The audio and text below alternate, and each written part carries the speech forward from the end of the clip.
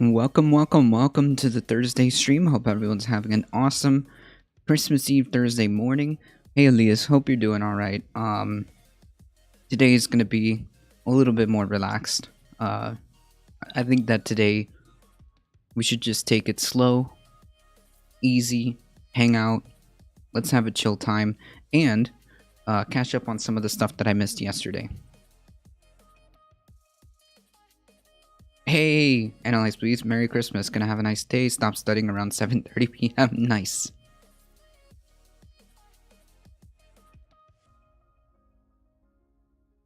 How's it going, analysis, please?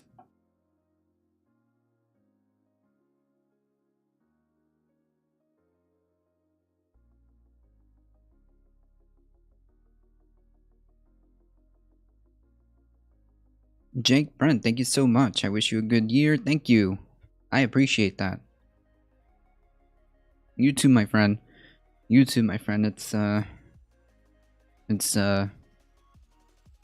been quite the year, so let's hope 2021 is an improvement. Do Americans usually celebrate on Eve or Christmas itself?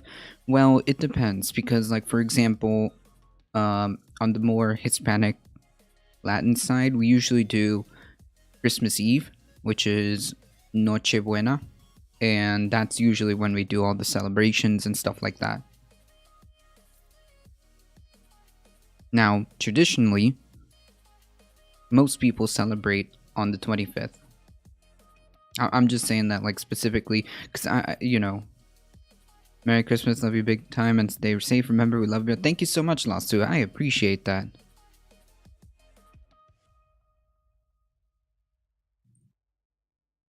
In Belgium, we usually celebrate on the 24th. Oh, cool.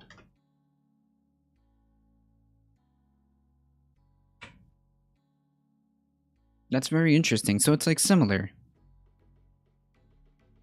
It's very similar because we do celebrate on, well, at least like us here in like South Florida or Florida. If you're on the more if you're on the more Hispanic side, generally speaking, we have Noche Buena, which is when we do the large dinner and stuff like that. Which, by the way, connection failed. Okay, that's kind of strange.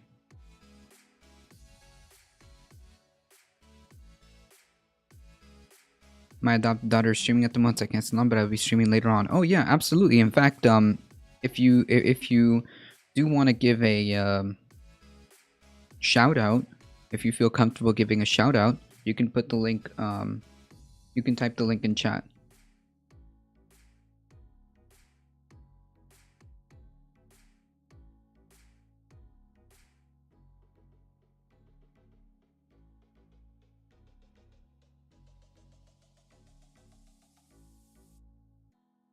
That's so bizarre. My Wi-Fi just kicked everything off.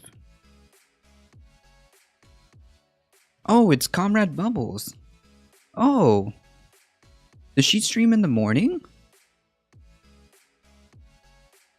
Yeah, she hangs out here sometimes. Nice.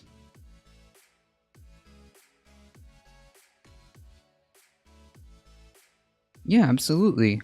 Hold on, I'll fix that up in a jiffy.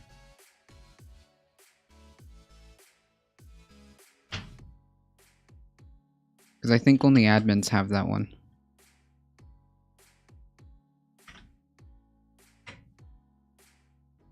Alright, sweet. Yeah, go check them out. Go check out Comrade Bubbles. Yes.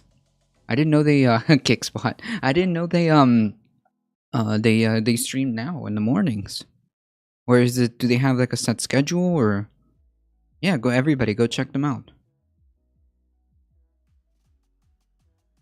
Because I know that Comrade Bubbles like often hangs out here. Mostly in the mornings. Oh, okay, cool. Yeah, absolutely. Go ahead and check them out. Yeah, like the shout out command I think is only for admins and myself, but hey, feel free to just Type in the link. Oh my goodness, I'm really important rating with a party of 64. Whoa, thank you so much. I'm really important. IRI, thank you so much. And thank you for all the work that you do covering all the boring politics and C-SPAN that we can't do. Bringing attention to the things that slip through the cracks. If you guys ever have the patience and the stamina that IRI has to listen to all these hearings and listen to all of these anywhere from mostly, I believe, federal elections, please go check them out. They do a phenomenal job. Covering the politics, covering the electoral politics, I should say.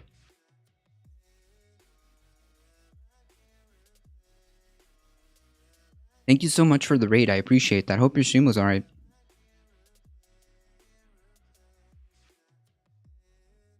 In the UK, they mostly celebrate Christmas Day. Yeah, I guess it just depends on like the area, right? I mean, like some places here we celebrate the 24th. Some places, even in different states, they'll celebrate the 25th. I don't know. It just depends. To me, it's always the 24th. That's when you have the big dinner. That's when you, well, not this year, but that's when you have the you know, the usual family gatherings and stuff like that. Not sure what's gonna happen tonight with my Xmas stream. Might be a big Discord voice party. Might play some Christmas tunes. Yeah, there you go. I celebrate all year round.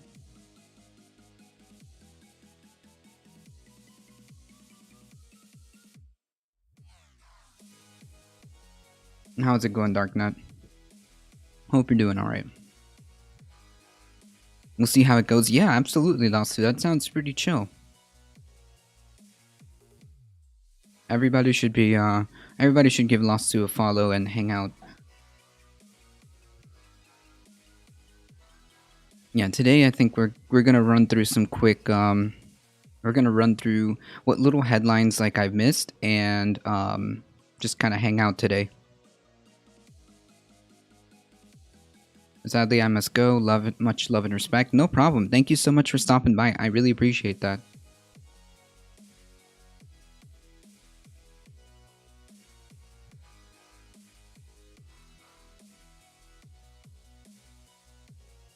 Oh boy. We got a, oh, no, this has to happen. I'm sorry. What is this, electro music nonsense? We gotta get in the spirit, folks.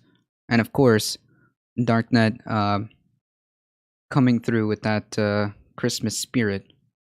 Holiday spirit.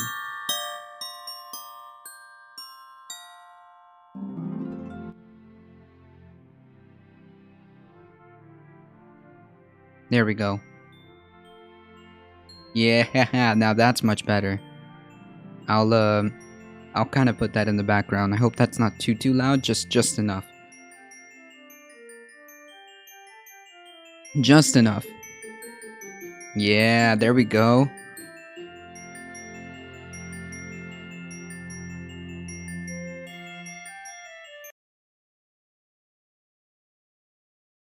Hey.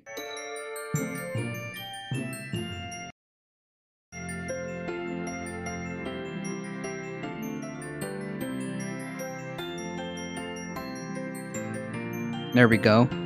Now we're getting into the spirit. Now we're getting into the spirit.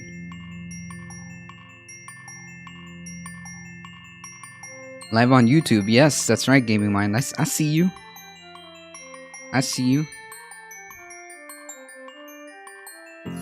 I mean, excuse me. I should say, I'm only here on, you know, Twitch, of course.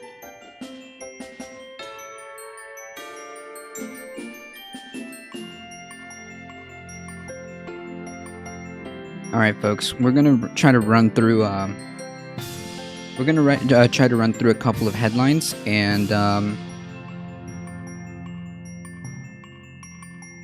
just kind of catch up on some of the stuff that I didn't get to cover yesterday.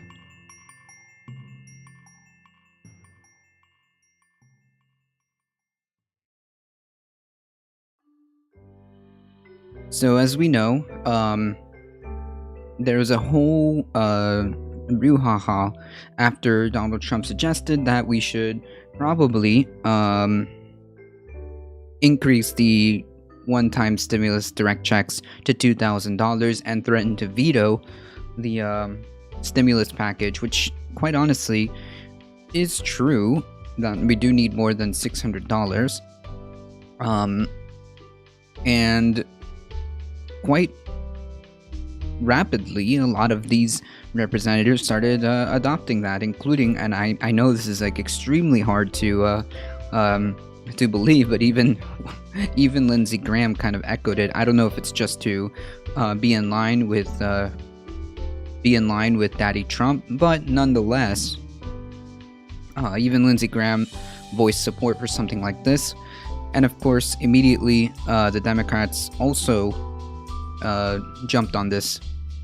Democrats will try to approve 2,000 direct checks, putting the Republicans on the spot. Well, that kind of seems a little bit editorialized, but however, if hold on, let me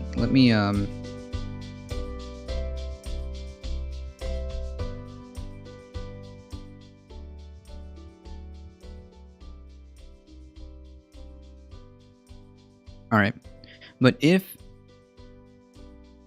the Democrats in the House pass this, then it will put the Republicans on the spot in the Senate, because it's like, that's what the president wants, that's what the people want, that's what the Democratic Party has put forth, all with bipartisan support. So that would really put the Senate on its the Senate's back against the wall, right? House Democrats will bring forward a bill to provide direct checks of $2,000 to individuals on Thursday after President Trump called on Congress to amend the newly passed coronavirus bill to increase direct payments to $2,000 with $4,000 for a couple. Speaker Nancy Pelosi said the House will try to pass this bill by unanimous consent, meaning that only one Republican member opposing the proposal needs to be present in order to block the bill. But like, why would you do that? Okay, they should just try to pass this. This will be interesting to watch for sure. Yeah, absolutely, Madame Defarge. Mr. Trump indicated in a video posted to Twitter on Tuesday that he would not sign the $900 billion relief package passed by both houses of Congress on Monday. The package provides $600 in direct payments for adults making up to $75,000 per year, and children with $2,400 for a family of 4.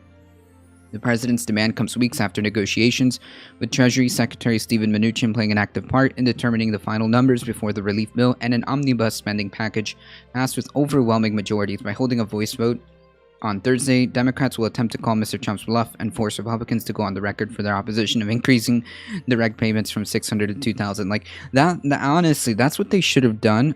So, you know, in the electoral process, this is exactly what they should have what they should do, right? To just simply call out his bluff, saying, oh, you want to increase to 2,000? Absolutely, let's do it, and then see what the Republicans say. I mean, like, to be quite honest, like, this is most likely a result of just Donald Trump being really mad, big mad at the Republican Party. Hey Jesse, how's it going?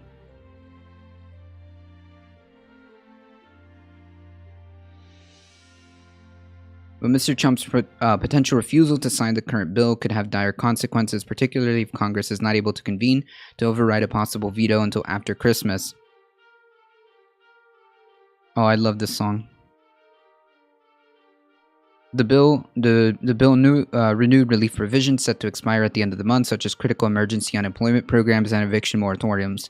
If these programs are allowed to expire, roughly 12 million Americans are set to lose unemployment benefits the day after Christmas.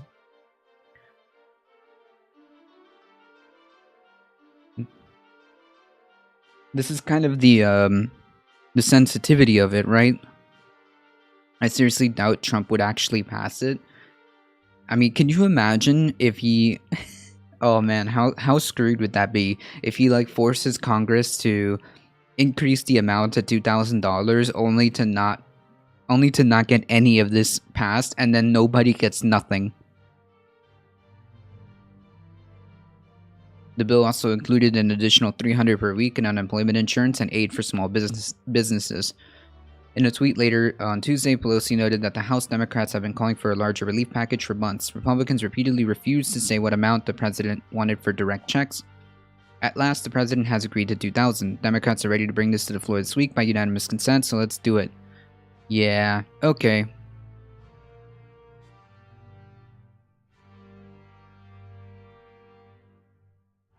Pelosi said in a letter to colleagues on Wednesday, yesterday, that Republicans had told her and Schumer that they would be unwilling to accept direct payments above $600. So, in other words, like, what would happen is if they try to, if they try to pass something with 2,000, it fails. This is gonna look really, really bad on Republicans because the president is supporting this at least in public. And the Democratic Party is trying to make this into reality, so it would look like the Republican Party is the one that's holding everything up.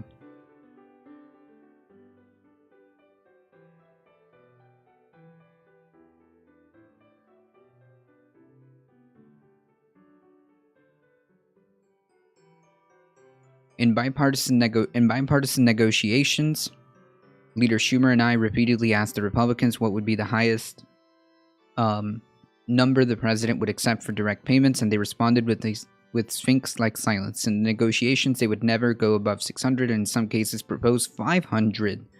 Jeez, can you imagine? I don't think like 500 would do much of anything. Much less, I mean, I guess it's like, again, 600 is definitely better than 500, but I mean,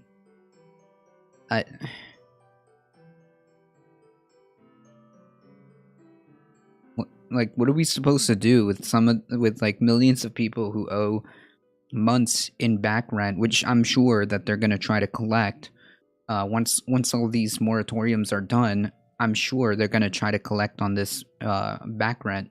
What exactly is $500, $600 supposed to do? I mean, like, $2,000 should have been like the minimum that they should have done from the beginning. Like, from the first round of stimulus checks, they should have done at least by now at least 3 or 4 rounds of this at this point in time, right? I mean, I guess this is a perfect opportunity to illustrate like, a lot of us are in this boat together, right? And if anything, we realize that, this current iteration, this current system that is prioritizing, corporations, that is prioritizing the wealthy, and that is being, and it's allowed by our Congress, it should be noted that we should maybe we should do something about it. Just a thought, right? Even if the House is able to pass the bill by unanimous consent in the House with no Republicans offering opposition, it's unlikely that it will pass in the Senate, of course. But this will make the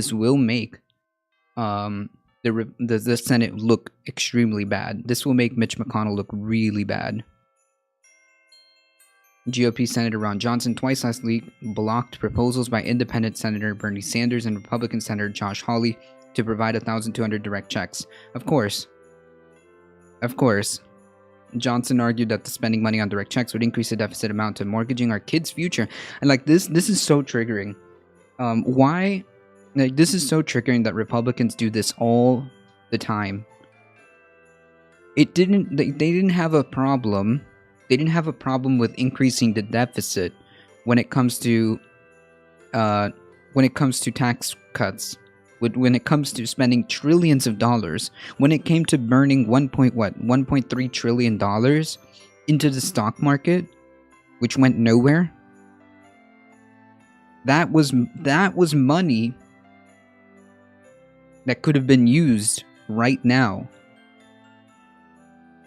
I like this is, and now all of a sudden a proposal to give much needed aid to the people is increasing the deficit. It's amounting to mortgaging our kids' future all of a sudden.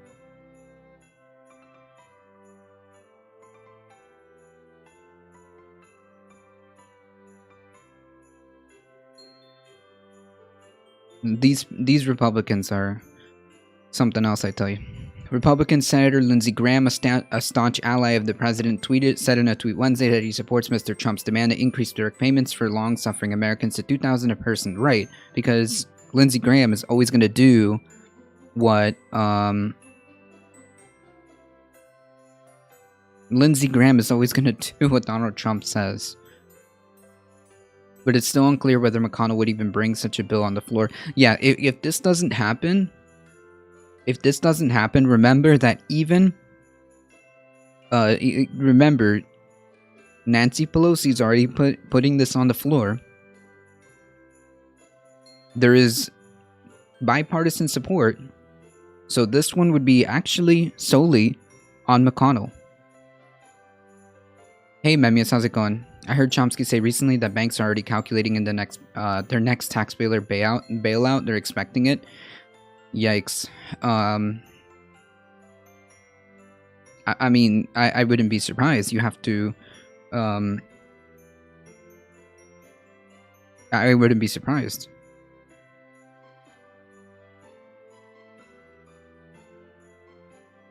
I mean, didn't we see an article where they're already predicting futures for trading water? So yeah, I'm pretty sure that they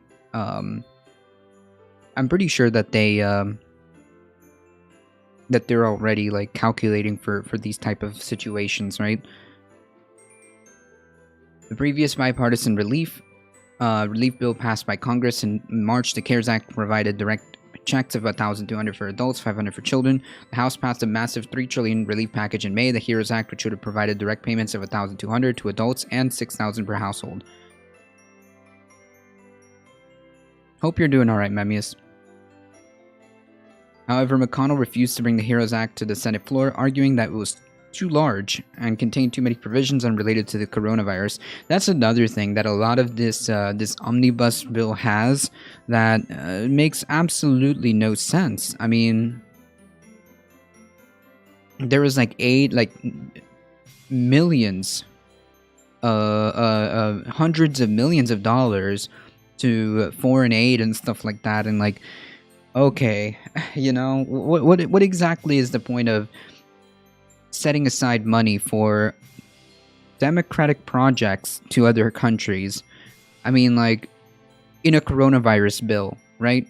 What does that have to do with coronavirus? What is adding millions of dollars to weapons have to do with coronavirus? Like, if you want to have these discussions and these debates, make separate bills for that, right? What does streaming services and copyright have to do with coronavirus? What does giving tax breaks to racehorse owners have to do with coronavirus? Thanks for the follow, Rex and EOR Explorers. They're separate bills. They are not. It's all included. It's all in the omnibus bill. The stuff that I'm talking about is all in the omnibus bill. There were two different bills, but they combined them together just to add to the confusion, I guess. Oh, cool. Oh, okay, so that's my bad. They were two different bills, but they combined. This is so backwards. I mean, if you really want to address coronavirus relief, make a coronavirus relief package. I don't understand why they feel the need to add all this stuff. They were 13 different bills. Are you sure about that? Because it's like, from what I understand, it was all packaged together under a huge 5,000 500 whatever 5,500 bill. One COVID and 12 omnibus budgets for 2021. Is that it? Am I doing a fake news here?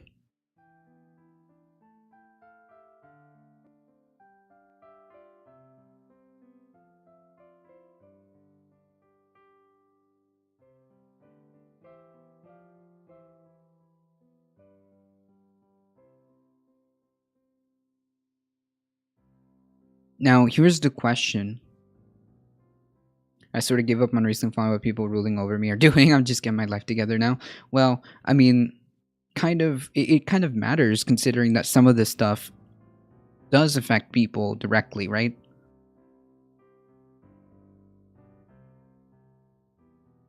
Trump could just sign the COVID and veto the budget bill. Okay, all right. So wait a minute.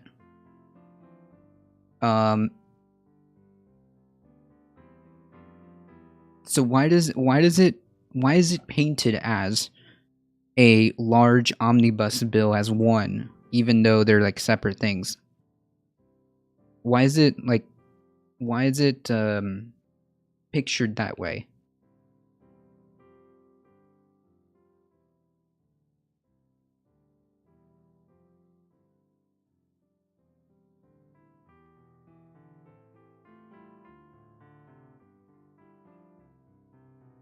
Yeah, it does affect all people.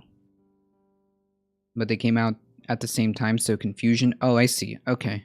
Yeah, because it's like, wait, why are you... It all seems like it's just one, right? Because everybody keeps talking about this 5,500 bill.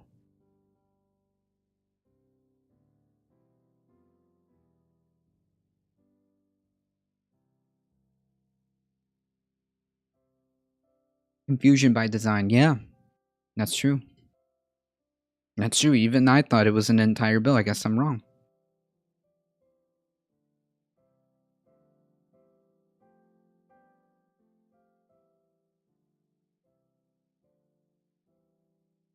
Yeah, I guess it's designed to confuse the people who don't understand the intricacies of how legislation is done.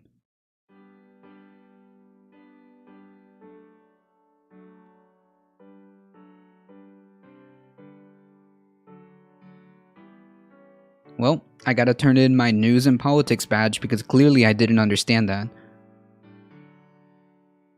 So I guess I gotta turn it. I gotta turn my badge in.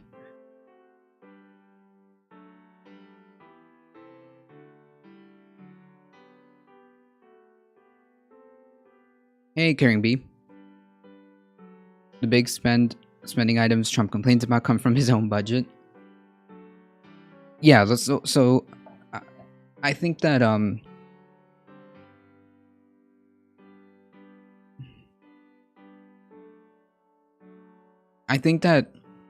this really clearly shows a disconnect either way. Like let's say, okay, so even if it's like a whole bunch of different bills, what they should be prioritizing, in my opinion, is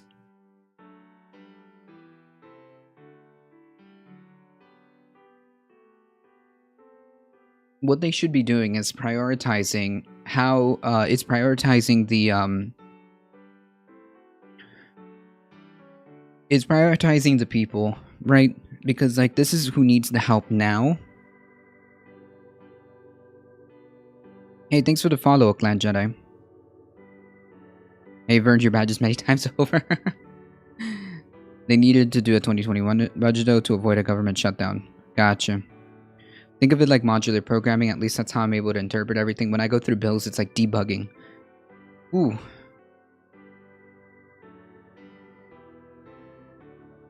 An omnibus spending bill is a type of bill in the US that packages many of the small ordinary appropriations bill into one large single bill that can be passed with only one vote. Oh, I see. Yeah, so the omnibus bill is like a whole bunch of stuff.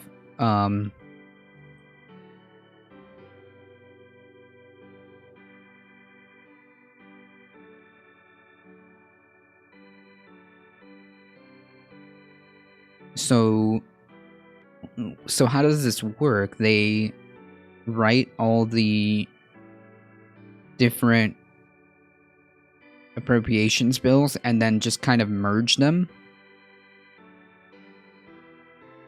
into a must-pass omnibus bill.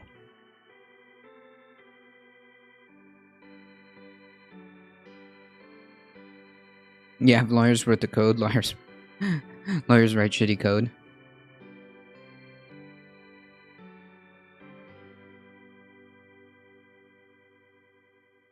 I did debate in high school and university. Years and years of finding out horrible things by diving into the details of bills and government documents really scared me. Just learning about it gave me so many periods of not being able to sleep for 3 nights in a row. Yikes.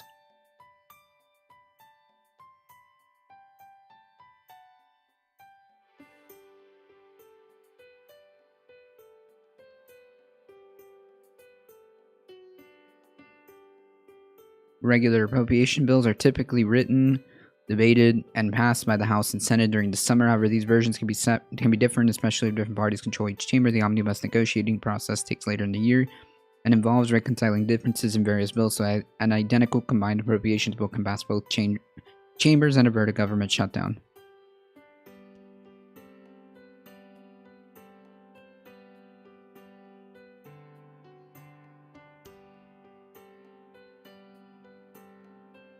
According to the Senate Historical Office, at 5,593, the legislation is the longest ever passed by Congress. This one, Motivic, this one.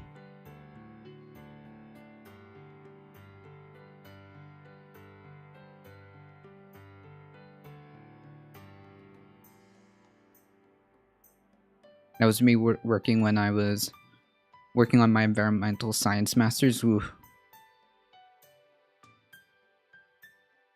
Wow. Yeah.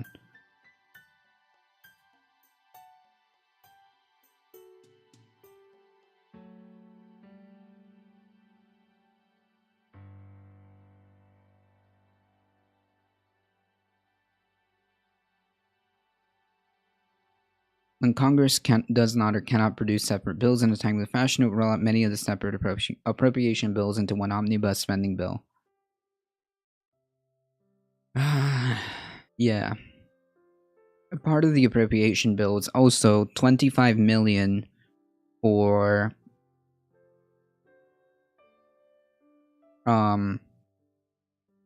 they appropriated $25 million for salary increases.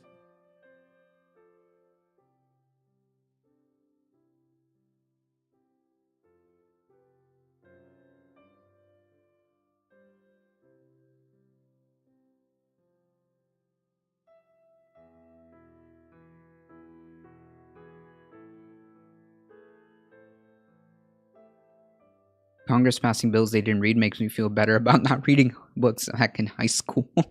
Oh man. Yeah, how embarrassing. Imagine like just randomly passing random legislation. It could say every citizen now owes their soul to every citizen now owes their soul to Walmart, and like they would just like pass it. This is why it's important we get more people to work on NLP to parse legislation to find out any legal chicanery. So if a 5K is dropped, it should be able to be parsed and summarized parsed and summarized shit for the public within a few hours. True.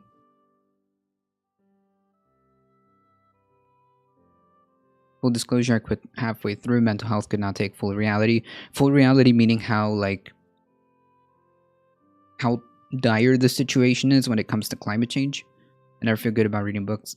I never feel good about not reading books, but now I know I have more books than I'm ever going to read.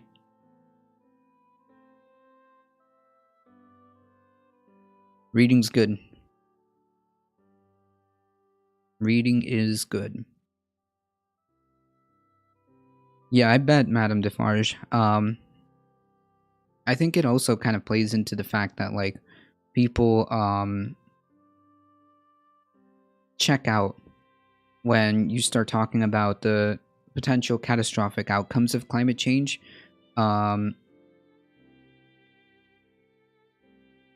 people can't absorb that, and as a psychological defense mechanism they kind of check out and say, well, maybe it's not that bad, well, maybe we'll develop something later, well, maybe it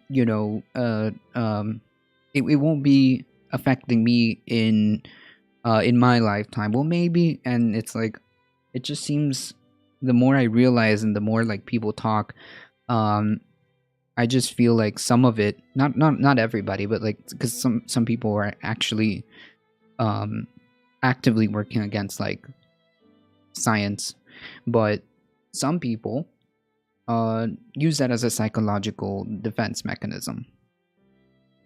Yeah, saying my mental health cannot take full reality. The poor people sent it to hellscape of Chernobyl, got more prep. Ooh.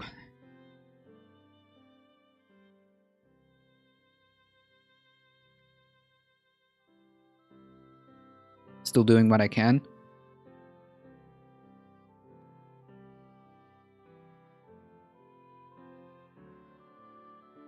Yeah, I got a friend who is like basically my non-biological brother, who is currently working in environmental science and studies and stuff like that. Yeah. Alright, so now that we got some clarification as to the omnibus bill and what it is, and the fact that it actually isn't one big bill, not at the beginning anyways, whew.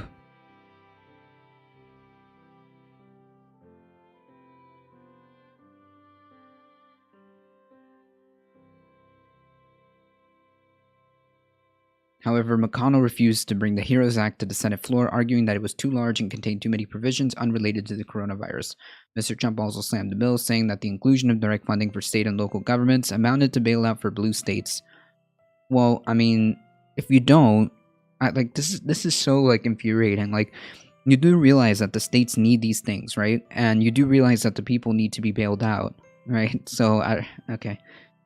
The House then passed a revised $2 trillion version of the HEROES Act in October, which still included direct payments. However, McConnell still refused to bring the legislation to the Senate floor and instead tried to pass a targeted $500 billion that did not even include direct payments. Yeah, so in both occasions, it seemed like Mitch McConnell was refusing to even negotiate or entertain the idea of negotiating direct payments that would benefit the people.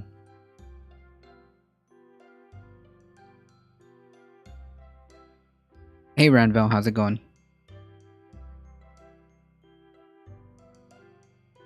In Oklahoma, the state Dems passed a huge state child care program by literally just telling everyone it was something else and betting that none of the Republicans would actually read it.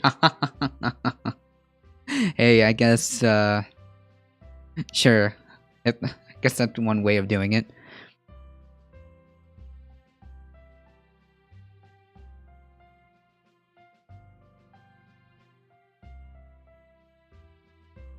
I saw an ice age and global warming in 2002 when I was a teenager activist against drilling for oil, because I was worried about global warming from the documents produced by the Kyoto Treaty.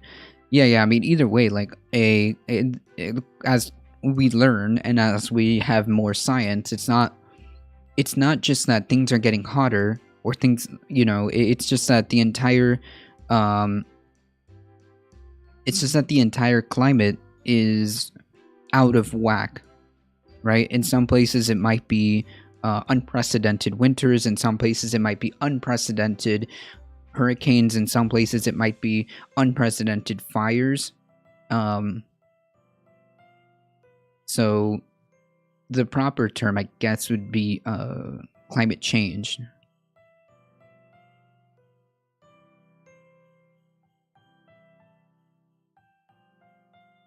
Andrew Yang for NYC mayor. Yeah, I heard that he filed. I'm fine with no direct payments if there's solid supplemental unemployment insurance and hazard bonuses for essential workers. Yeah, but what about the people who are not unemployed, who have just been sent home, but they're technically not unemployed, so they're not allowed to claim unemployment?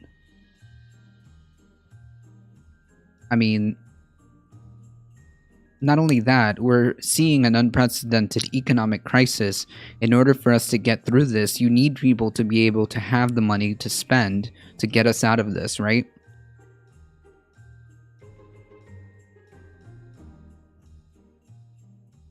Like it would be more economically sound in at least this system to make sure that people have the money to spend. If they can't, or if the unemployment is barely enough to make food, to make rent, like, I mean, they can't spend. If they can't spend, the economy crumbles. So yeah, direct payments would help.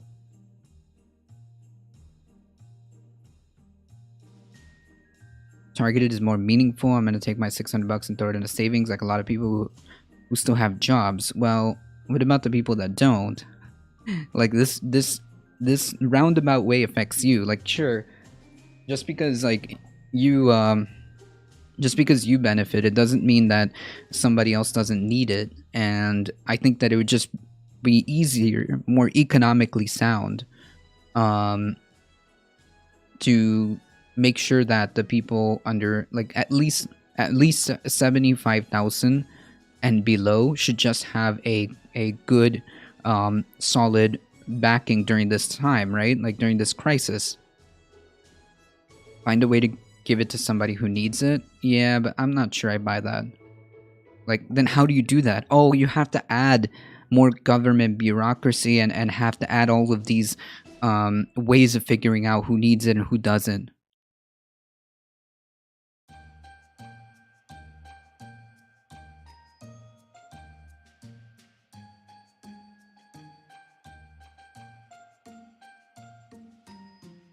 A person making 50K who has been making 50K is fine.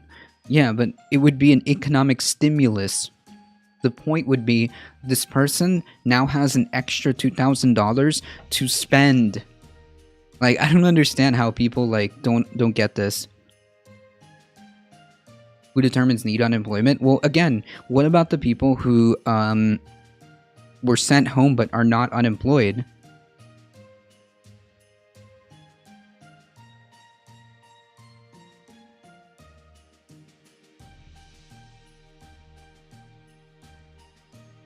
Find a way to give them money? Yeah, we did.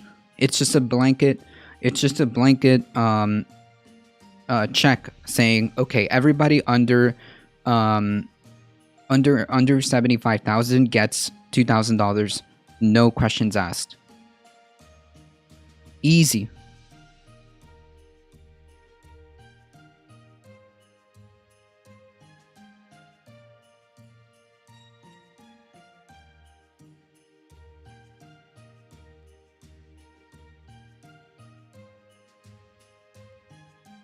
That's next level taxing.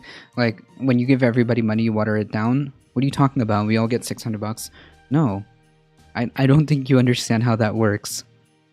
Like, do you want to stimulate the economy? Yes or no? If your answer is yes, then you want people to have spending money.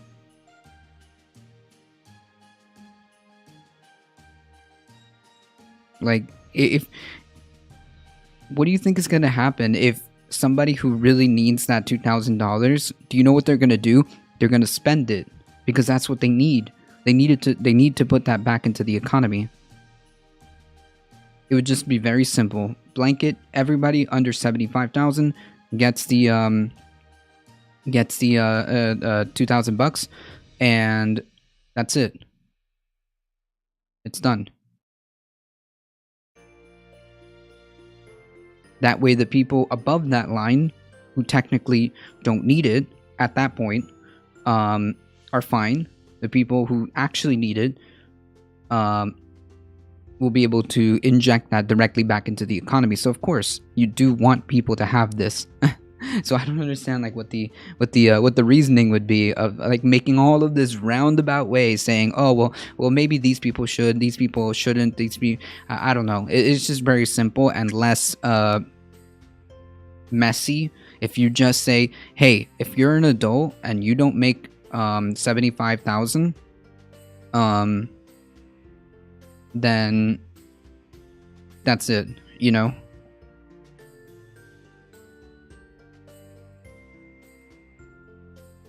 What about the guy who makes $75,000 in one? Then I guess they don't get it. But you gotta set a limit, right? And I think 75,000 is a pretty fair limit, considering that like that's barely even like I don't even think that's like that's like baby middle class.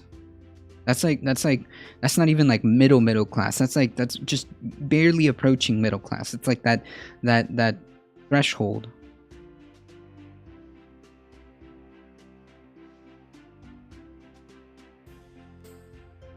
Hey, Clocklaw. Welcome. Republicans disappointing. True.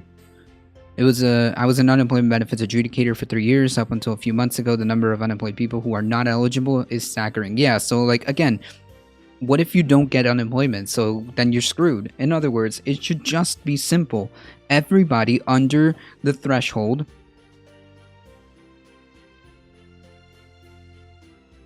gets it. Easy clap.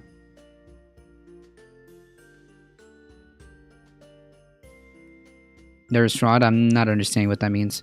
Give the money to everybody, and if they make more than 75K, they get to pay it back in next year's taxes. Oh, okay. Hey, there you go.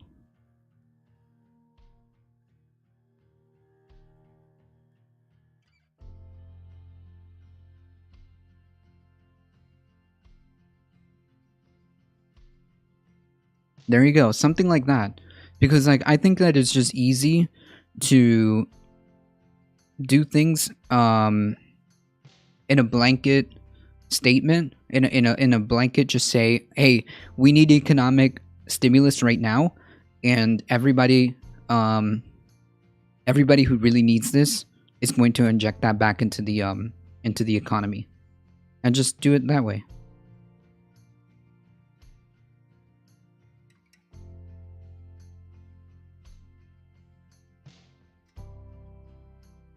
My issue is that I would rather see a targeted 2K than an untargeted $600. Yeah, but it would be, imagine trying to define targeted. Like, who gets this? Who doesn't? Who chooses that?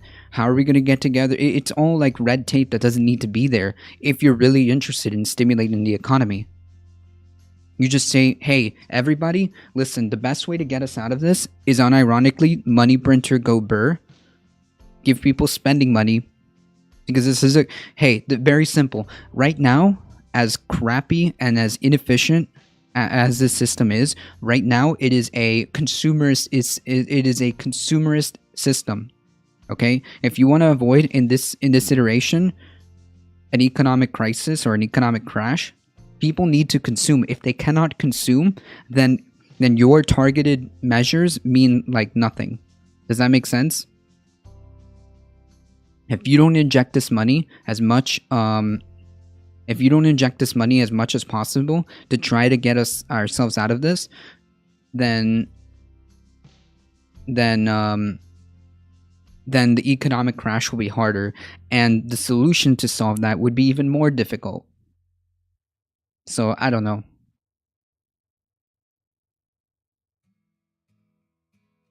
I only like Tulsi Gabbard. Nah, Tulsi Gabbard's irrelevant, politically irrelevant. Nobody cares. Like, to be quite honestly, she's going out in January. Nobody cares about Tulsi Gabbard. She's like,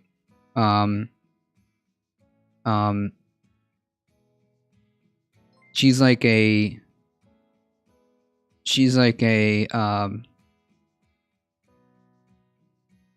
faux progressive, faux like I don't know. I just don't like Tulsi Gabbard. I think that I think that her policies are very, very cringe. I mean, we couldn't even get her on board with like Medicare for all.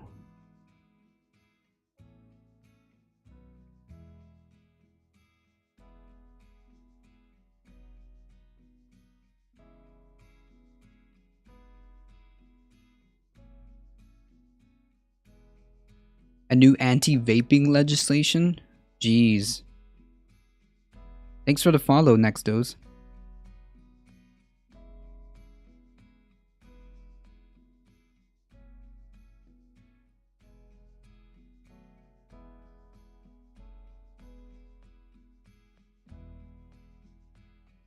My shoes that most I made in years, 21XXX, and that was maybe 5 years ago. Money printing, fouling.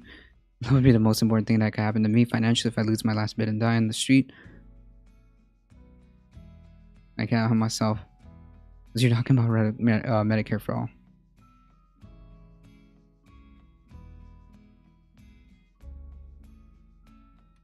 Anti-CBD as well. Cringe.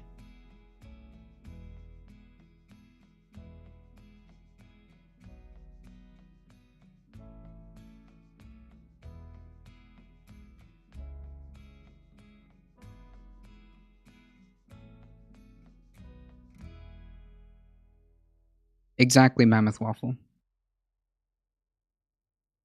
That's a better way of putting what I was trying to say.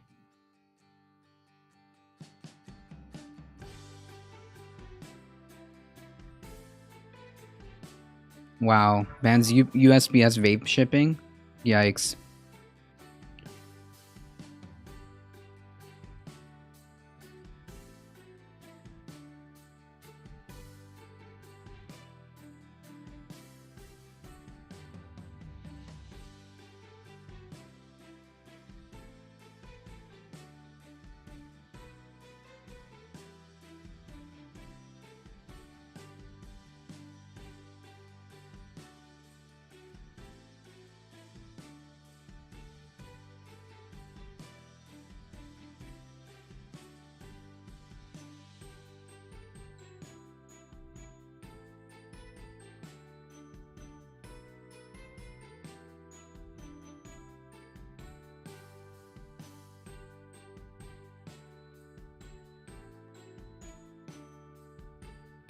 Mm-hmm.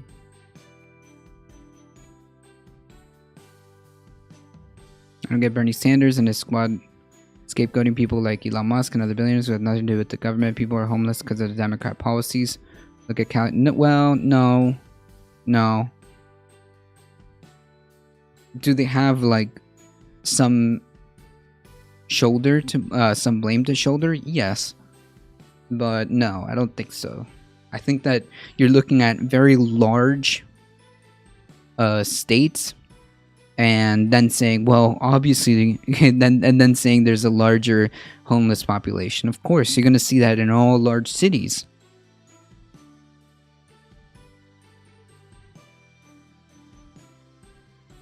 Spent half my day yesterday reading bills like the NDA, which by the way, the military is wanting to go green. True, that's a good thing. Fund quantum computing, a lot of stuff that will help stop sexual assaults. Cool. Anything to do with Confederacy will sweep out. Okay.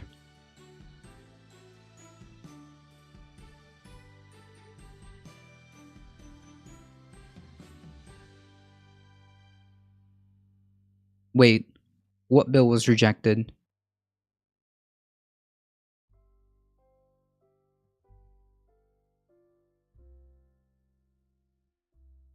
Oh, the $2,000 direct payments. What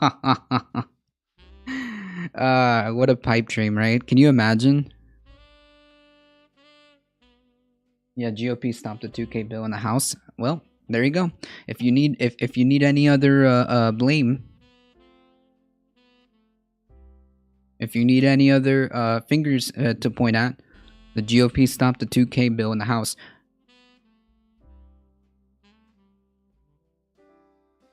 Republicans don't give a fuck about Trump. In the reality, they don't.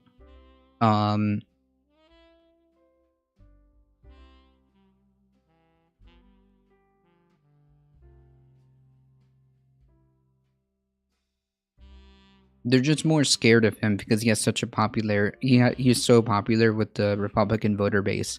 That's what it is.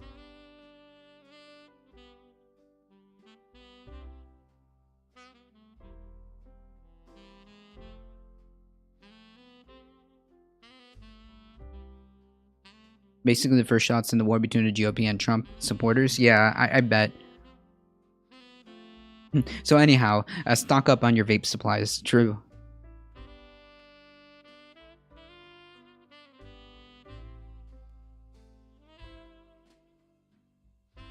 Right, but I don't know. I just don't think that, like, targeting, unless, like, it involves something. I don't know. I can't subscribe to targeting aid when it comes to like means testing aid that people need, and especially in order to like get us out of this mess. I don't know. Any Republicans that aren't pro-Trump should be just sent away and ignored so something real can happen. Wait, any Republicans that aren't pro-Trump should be just sent away and ignored so something real can happen. I'm not understanding.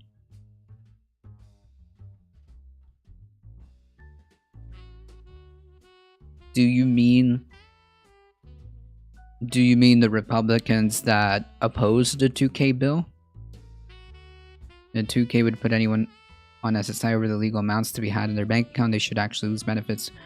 This was a problem with the 1.2 but that was not talked about. Yeah, it's almost like mean testing someone who desperately needs Social Security disability. It's almost like mean testing is really dumb. It's almost like means testing to this degree is really dumb, which is why I don't like targeting. If you have 2K in your bank account, you lose SSI. Just to be clear, SSI is Social Security disability, right?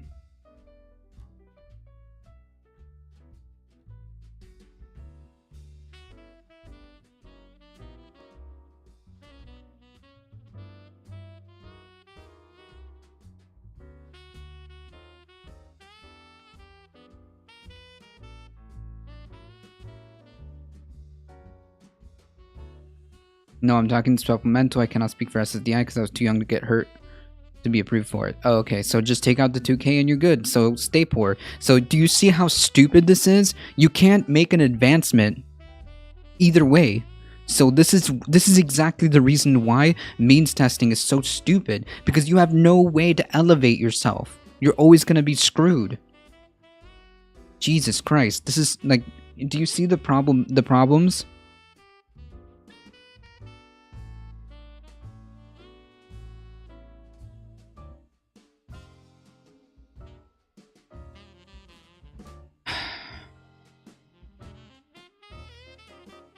I'm sorry, but like, if you're so destitute that you need Social Security supplemental program, that you need to take advantage of the Social Security program, then you should be one of the first people to get that $2,000 check and not get rid of your benefits, because then what? So either, this is so stupid. Systemic poverty, yeah. Damned if you do and damned if you don't. You're always going to be stuck there. There are people who only get supplemental because they got hurt when they were young and not approved for SSDI, which leaves them living on only $790 a month. Yeah, and then if you, God forbid, get one-time payment of $2,000, it all goes to hell. Nah, fuck that. I'm sorry. Listen, when millions of people are suffering and there's a means to alleviate this suffering, you have a, in my opinion, this is my worldview, this is my opinion, you have a moral responsibility to make sure that this doesn't happen. Learn the rules? Like, what are you talking about?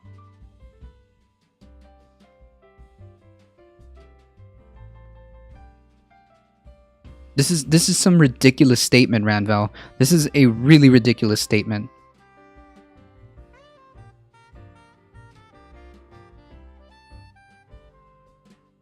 No, it's what's actually not right is people who are at $790 a month could be threatened to get kicked off that system over a one-time check. God forbid, a one-time check of $2,000 or $1,200.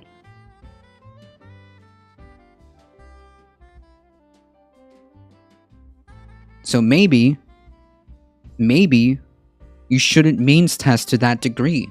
Maybe you shouldn't means test to that degree. This is why means testing is stupid. It should just be, if you need this, you get the baseline that you need to live. This is why it's so much easier, so much economical and cheaper to just do these things. to just do these things, to just give people food, housing, education, and healthcare, to just do these things, it's so much easier and so much cheaper to do, right?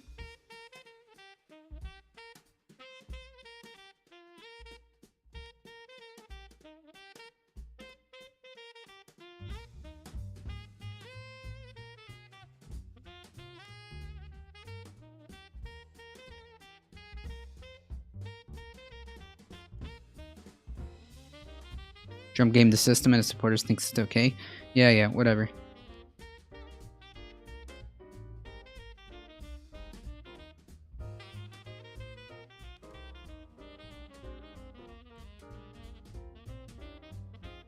If something is broken, you fix it. Yeah, Mammoth Waffle. That's very true. If something is broken, you fix it.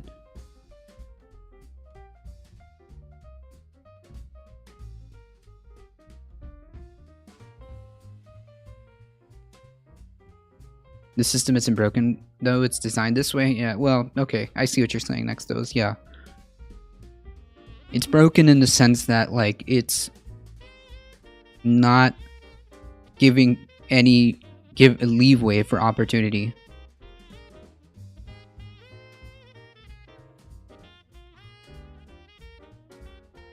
Yeah, it is scrappy. So, here's my solution. Give people food, housing, education, and healthcare as a baseline, and then go from there.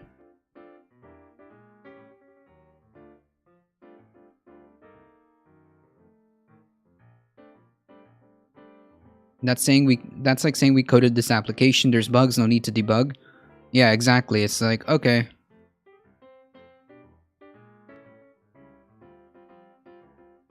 There you go. You don't start Monopoly with no dollars. You get a baseline that you can then use if you wish to elevate yourself, and if you don't, well then you always collect $200 at the end, right?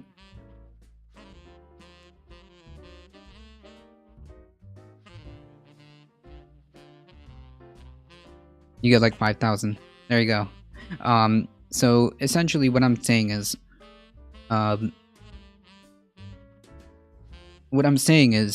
instead of having these very complex solutions that don't need to be that just kind of make things really hard to implement, just simply make these things a universal thing that people can have and give that baseline. And if people want to, yeah, there you go. Monopoly was designed to demonstrate how capitalism always fails. True. Means tested programs are shit. Yep. I don't know why we are talking about Trump at all. Because he's still currently the president, unfortunately.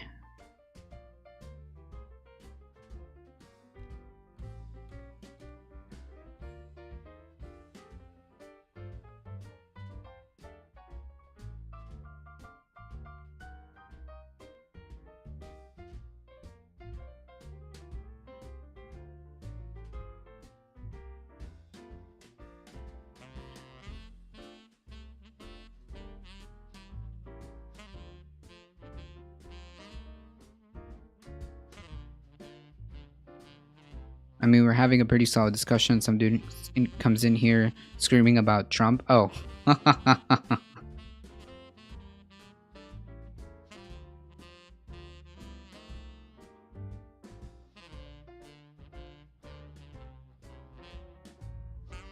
UBI isn't a good system because it still exists under capitalism. I mean, if given the choice, obviously I would choose a UBI system. However, I think that we can do better. I think that we can do better.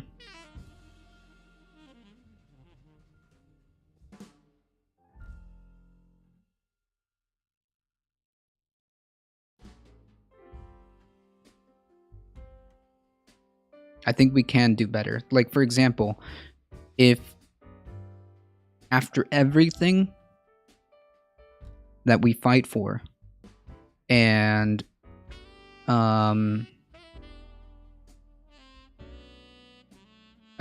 universal, basic income is what we get. I mean, obviously the alternative is worse, but I'm saying we can do better. And I'm not sure I really subscribe. Like, yeah, the conversation about UBI is interesting.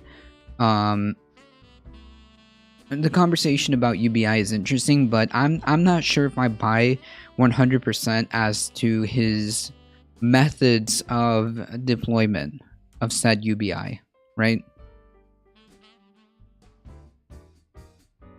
UBI is good, but Yang's way of getting rid of social programs and replacing it with a monthly check is a horrible... Yeah, that's what I'm saying. His deployment, like, the concept of UBI and the concept of... is interesting, and that's what he brought to the conversation. Cool.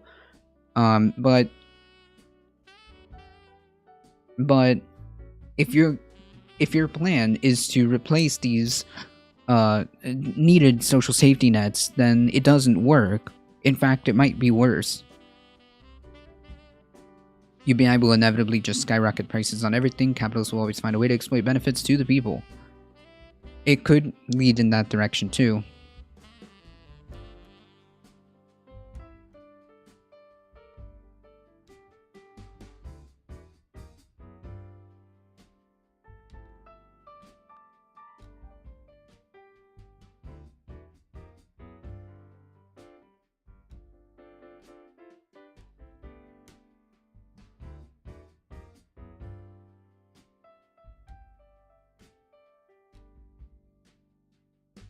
Housing for all. Yang is literally why we're talking about the 2000 stimulus, maybe, and I'm not saying that's a bad thing.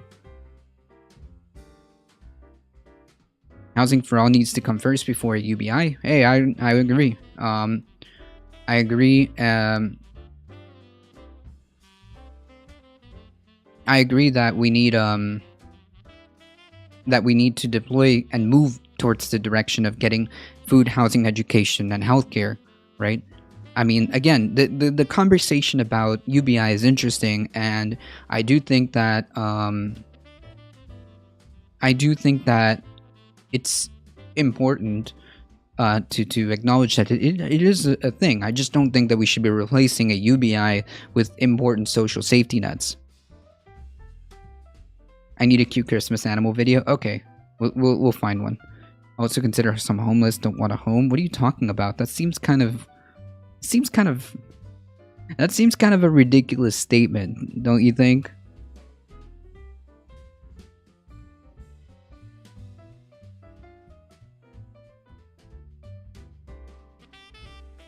Like, you realize you need some type of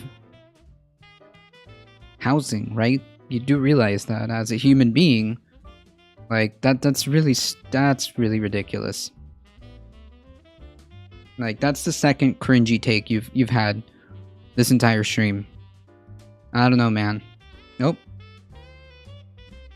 Oh, if you have multiple videos that we can play, or that you would like to link to, you can absolutely link that for the cute animal videos. Thank you for the follow, Ranger. The homeless, like, imagine having the thought process, because that's like the second egregious, ridiculous statement. And come on, I'm trying to be charitable here. The homeless don't want homes? What? Ah, yes, I'm gonna voluntarily choose not to have a house or a roof over my head. I mean,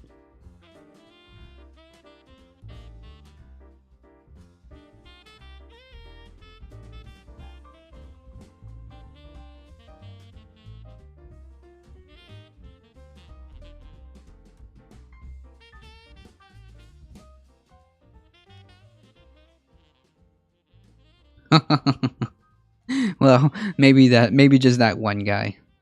Oh my goodness. I mean, like, that would, I mean, I guess, like, that one, that one, person he must have talked to didn't want a house. I don't know. Oh my goodness.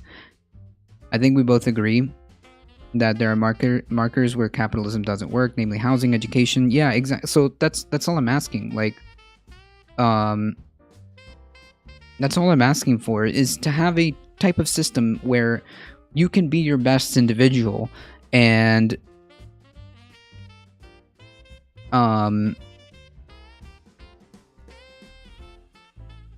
to elevate the best individual, you're gonna need some type of baseline. That's all I'm asking for. There are homeless people that want homes and homeless people that do want homes. I have an uncle that let me serve that video of Oscar. Does anybody have that cute animal video I'm having? I'm sure that person doesn't want a house, had nothing to do with his mental state. I mean, it's possible. Like, but no, it's like very... Can you imagine, like, purposely wanting to be in that situation? Press X to doubt.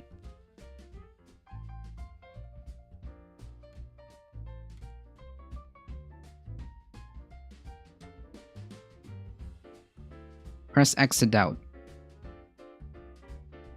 Anyways, yes, let's stay a little bit on topic, okay? I mean, there are homeless people, just very few. Yeah, I mean, can you imagine, like, so the argument would be,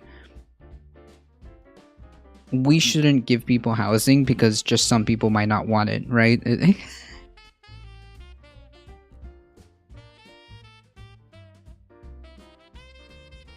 But that doesn't mean you shouldn't provide a, that doesn't mean you shouldn't provide a system to make sure that people have housing, right? That doesn't mean you shouldn't provide these things. Merry Christmas, mother cluckers. How's it going, Chai Bureaucrat? My best friend was one of them. He chose to become homeless because his friends were homeless and wanted to do drugs. Yeah, so like, that is like the, I guess, like the anecdotal evidence of like, oh yeah, sure, some people choose this life because of X and X reason. Yeah, it's possible, sure. That doesn't mean we shouldn't even provide that doesn't mean we shouldn't provide these things, right? Again, in my opinion. Is it that they don't want a home, or they don't have the kind of means to afford a home? There's a difference. No, like this person just wanted to be with their buddies. If their buddies had a place to be in, he would be there. Right? So I don't think it's like necessarily because he himself wanted to be homeless. He wanted to be with his friends. So yeah.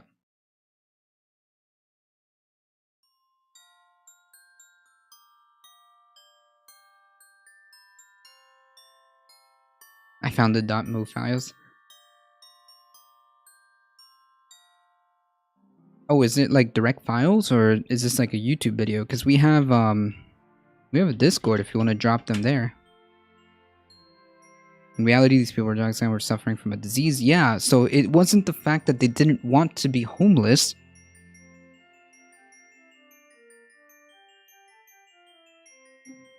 So again, like, the argument doesn't make any sense. So it's not that they wanted to be homeless.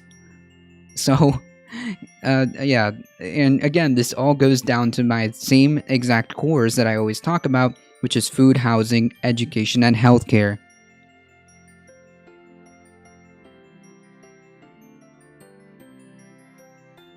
All of these things come together.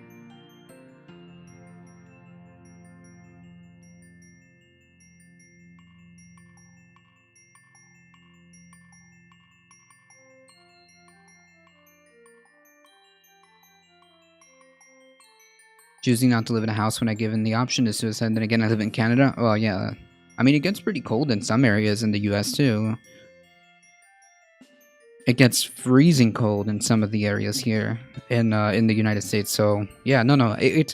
So the thing wasn't that your friend or brother didn't want to be homeless on purpose. He was just going after his friends, and I'm sure if they had the option, then they would probably be in a house.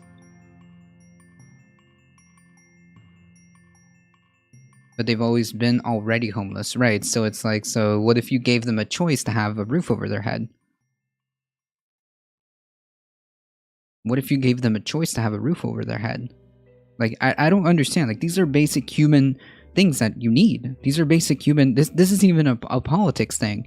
This is like basic human needs.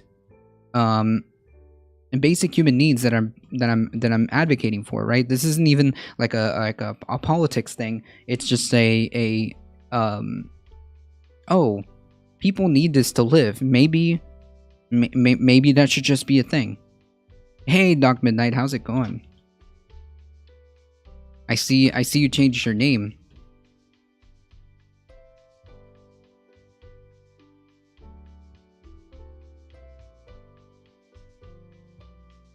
Folks, if you have any questions regarding COVID, that was my big celebration last night on stream. Nice. So, folks, if you have any type of questions regarding COVID or anything like that, or just want to follow a overall chill stream that sometimes also watches a bunch of food videos, if you're a foodie, please go check out my, Doc Midnight.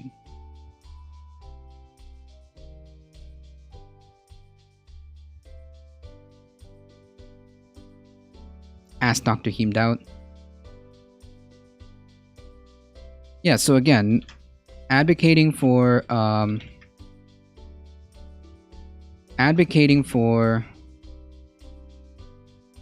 basic things is not really like a politics thing, or isn't really like anything serious. If anything, like, it's as milquetoast as you can get. Like, just asking for the basic necessities of human life is as milquetoast as you can get.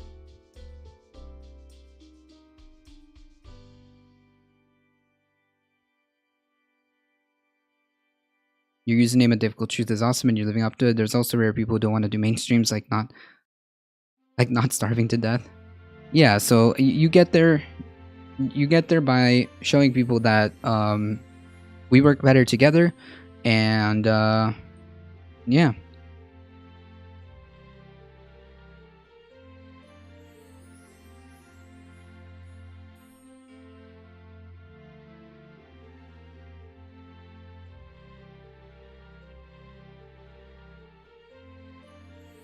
Exactly.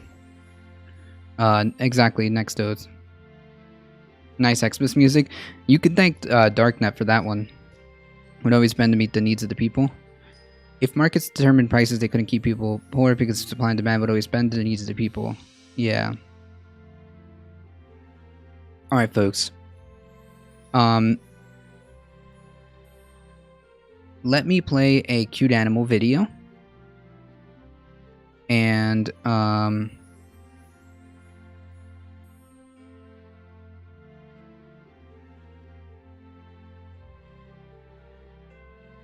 cute animal video.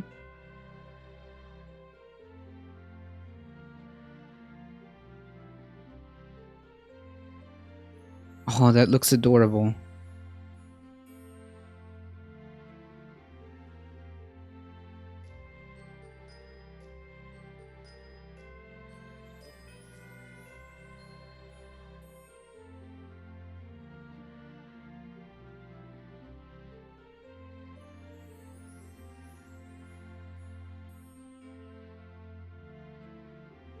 Oh, it's tripping out. I was like, is this that's not a cute animal video.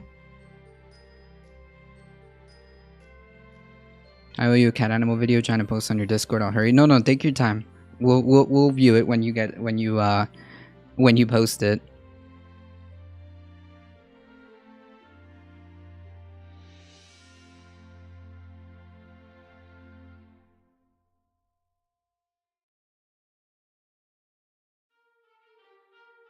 Okay, hold on, folks.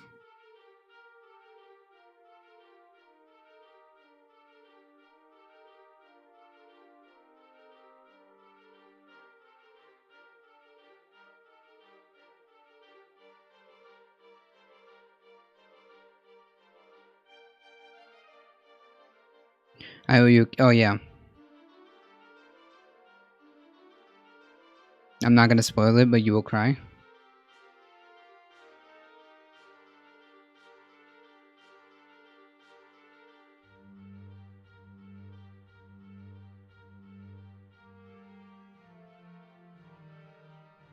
I want to play some, but I don't want to.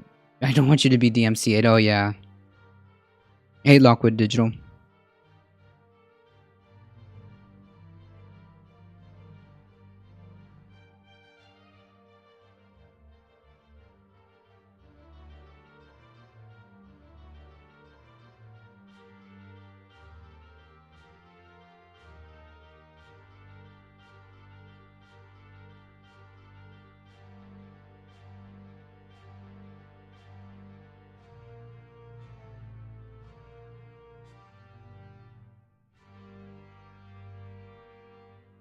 The new season of Expanse.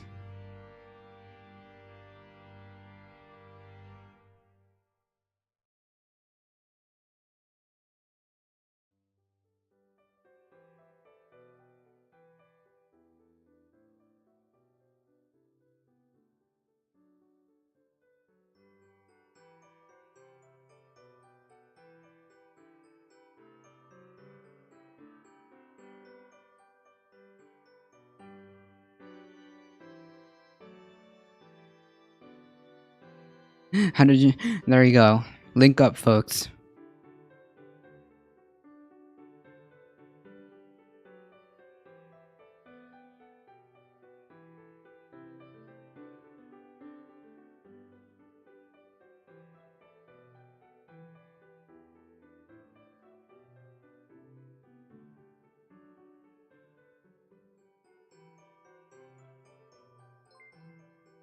Thanks for the follow, WTRM.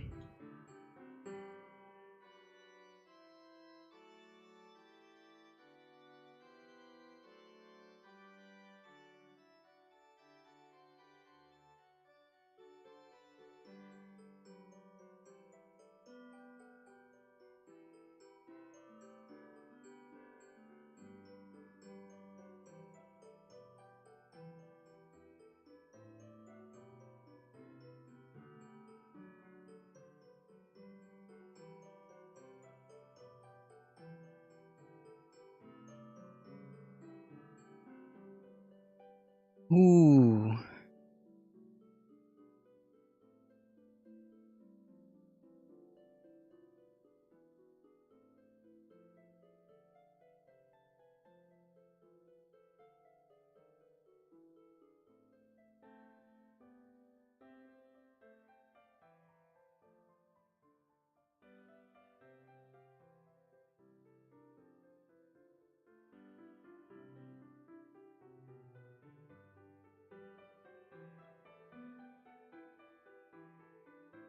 Aw, little ducky.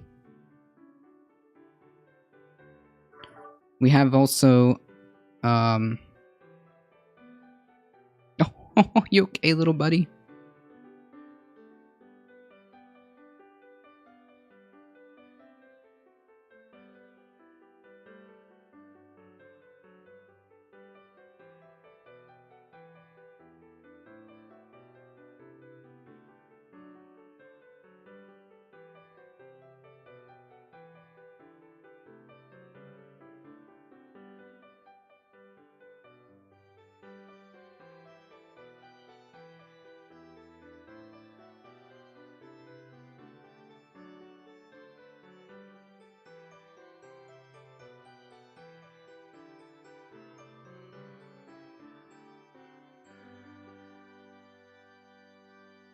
For the purposes of the humankind, the sun is completely sustainable. True.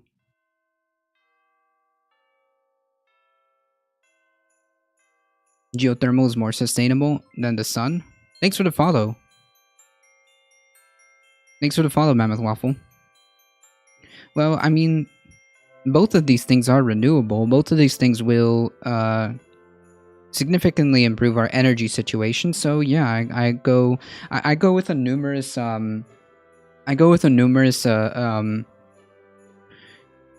renewable energy. Solar, geothermal, hydroelectric, wind, all of these things can be in combination quite successful.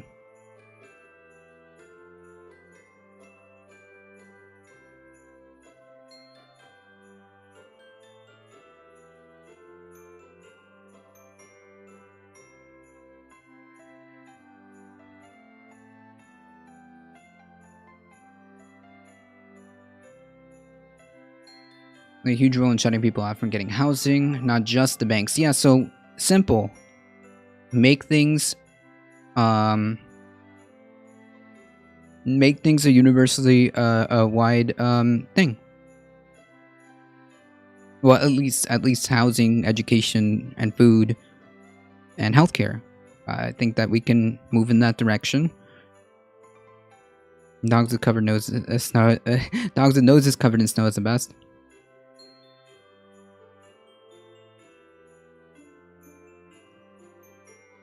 He's got a little GoPro there.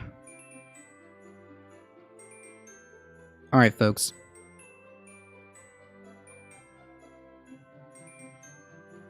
We got to get through some of these headlines, and then we can hang out. All right.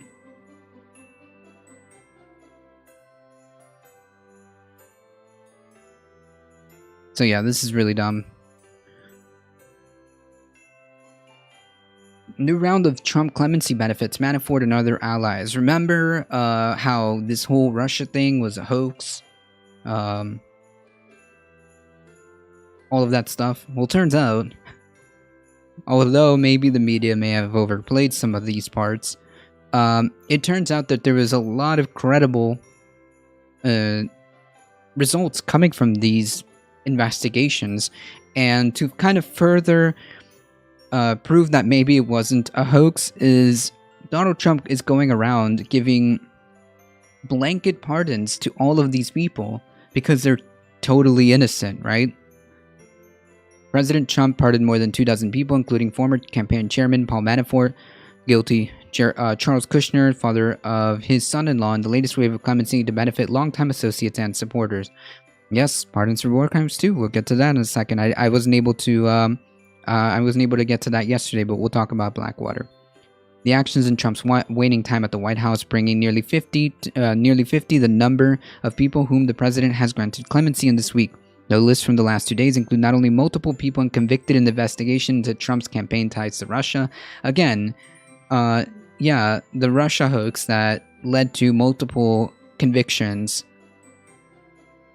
And then now, right before he leaves office, he's going to go ahead and just start pardoning, like, everybody who totally was innocent, right? But also allies from Congress and other felons whose causes were championed by friends. Pardons are common in the final stretch of a president's tenure, the recipients largely dependent on the individual whims of the nation's chief executive. Trump, throughout his administration, has shucked aside the conventions of the Obama administration when pardons were largely reserved for drug offenders not known to the general public and instead bestowed on clemency on high-profile contacts and associates who were key figures in an investigation that directly concerned him. Yeah, because totally nothing happened, right? Even the members of his own party raised eyebrows. Republican Senator Ben Sasse of Nebraska issued a brief statement. This is rotten to the core.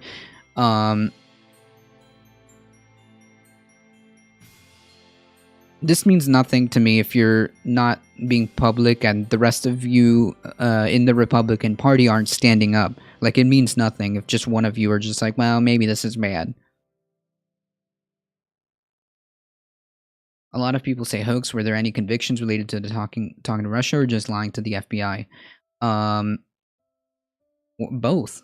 There's a lot of convictions relating to very sketchy relations between Manafort and the Ukraine, Michael Flynn and the Ukraine, or something like that. There is a lot of very, very clear ties, foreign ties, that were questionable and garnered convictions. Attorney General said that he could not clear Trump for collusion, but did not warrant enough of a threat to impeachment, so he could be tried after his term. Yeah, possibly. Again, but Scrappy, I don't think that this man is going to see any real repercussions. It turns out the U.S. and Russian intelligence have been doing horrible things since inception. People are still talking about it because the world's superpower, the Chinese Communist Party, has been raffle stopping for years. Own a stake in Twitch, and after many years, I don't know what China to do anymore. What are you talking about?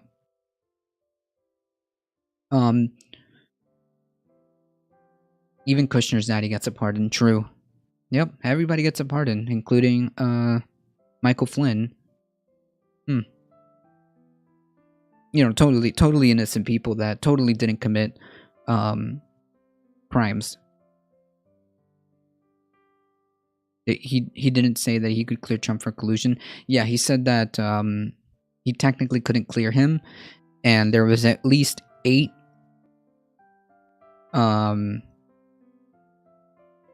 provable instances of obstruction of justice that could be proven in a normal situation.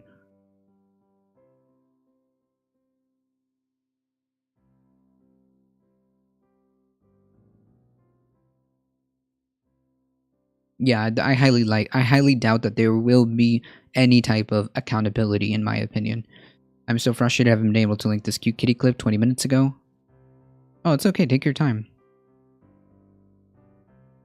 But like, we did have proof that there was some really sketchy stuff going on. I don't know what else to tell you. The pardons on Wednesday of Manafort and Roger Stone, which totally, again, completely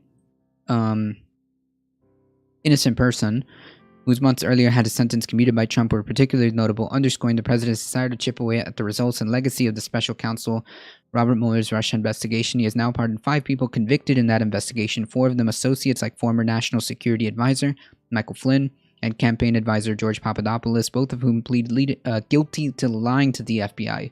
I'm pretty sure that they had a lot more stuff on them, and they just pleaded down to just lying so that they could get the shorter end of the deal, right?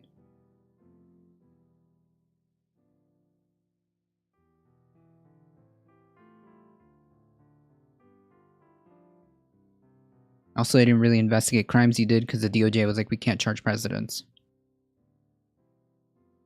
Manafort, who led Trump's campaign during a pivotal period in 2016 before being ousted over his ties to Ukraine, was among the first people to be charged as part of Mueller's investigation into ties between Trump and Russia campaign and Russia. He was later sentenced to more than 7 years in prison for financial crimes related to his political consulting and work in Ukraine, but was released to home confinement last spring because of the coronavirus concerns in federal prison system. Yeah, I do think that he should pardon Snowden. If he's gonna do anything, he probably should pardon Snowden.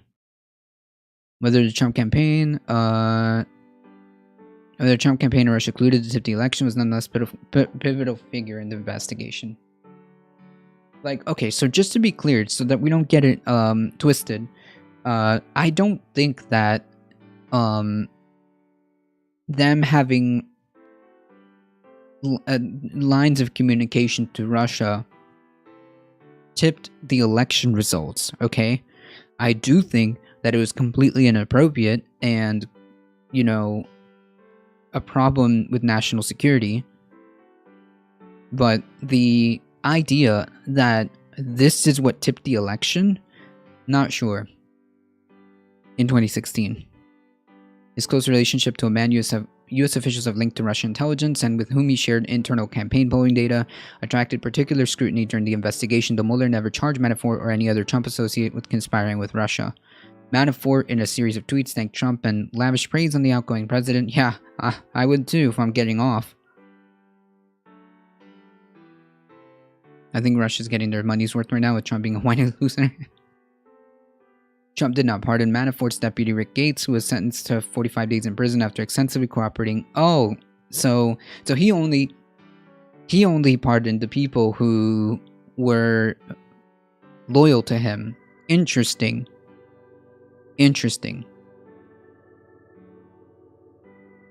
Last 45 days in prison after extensively cooperating with prosecutors or former Trump lawyer Michael Cohen, who pleaded guilty to campaign finance crimes related to his efforts to buy the silence of women who said he had sexual relations with Trump. Both were also convicted in the Mueller probe.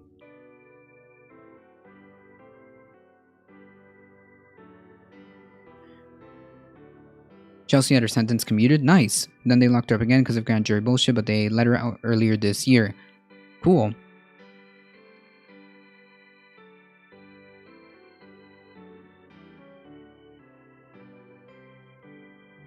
At least that's what he said on JRE. Okay. JRE. Folks, it is 10:45. It is 10:45. I do got to take a second to show for myself. If you guys enjoy the content, please smack that follow button. It really does help us out. And if you guys head on over to our YouTube channel, just give a quick sub, just a quick little sub, and it does really help us out. I appreciate all of you guys hanging out here. Thank you, IRI, for the raid, the massive raid. I appreciate that as well. So thank you guys. We can't do this.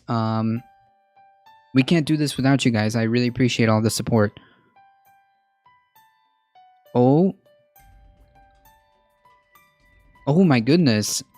A massive, mega cheer of 1,000 biddies. Thank you so much, UR Explorers.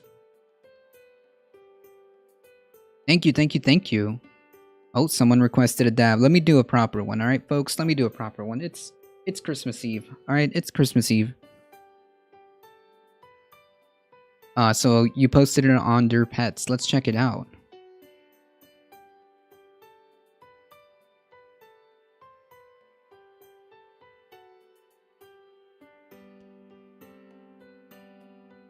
Why can't I see it? Okay. Really quickly. Ooh, hey. Alright, folks, you're gonna love this. Let me transfer this over.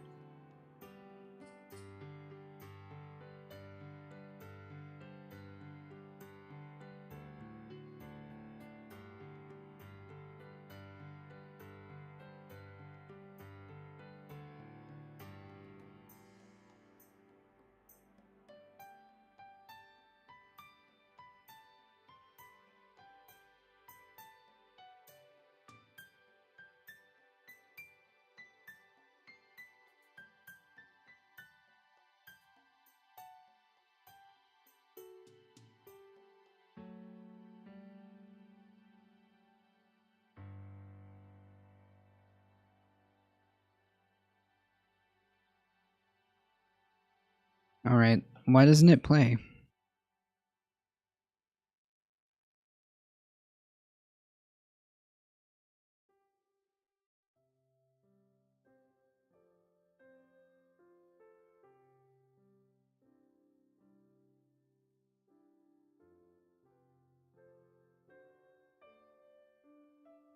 Boo, it's not working. Come on.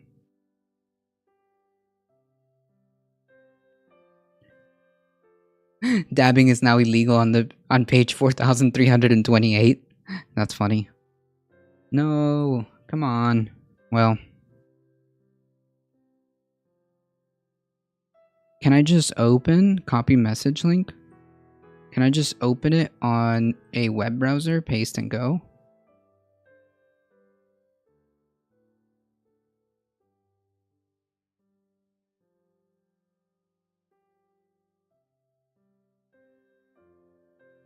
Wow.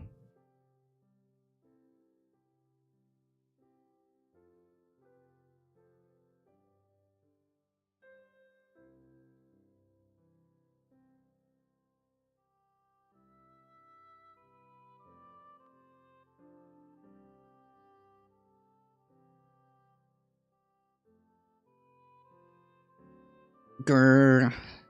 It didn't work the way I thought it did. But if you guys go onto the Discord, there will be a very, very cute cat video. Okay? I highly recommend you guys check it out. Hey, Elio, how's it going?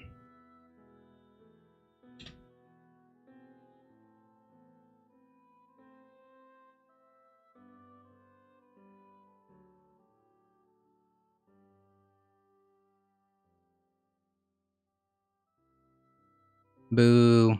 Well, check out the Discord. You'll see the cute cat video. All right. New York City prosecutors, meanwhile, have been seeking to have the state's highest court revive the state mortgage fraud against Manafort after a lower court dismissed him on double jeopardy grounds. A spokesman for DA C.Y. Vance said that the pardon underscores the urgent need to hold Mr. Manafort accountable for his crimes against the people of New York. Now, pardons don't have anything to do with state cases, I believe. Manafort and Stone are hardly conventional pardon recipients, in part because they were both scolded by judges for effectively thumbing their nose at the criminal justice system as their cases were pending. Manafort was accused of witness tampering even after he was indicted, and was accused by prosecutors of lying while trying to earn credit for cooperation. Yeah, totally innocent people. So again, I mean, the idea that the whole entire hey Alley Cat, how's it going? The idea that this entire Russia thing was a hoax is not true. There was indictments, there was results that came out of this investigation. What I think what happened was they overplayed, the media overplayed some aspects of it, and it just kind of made it seem like, well, maybe it wasn't a big deal. And of course, you have the president consistently denying any of this.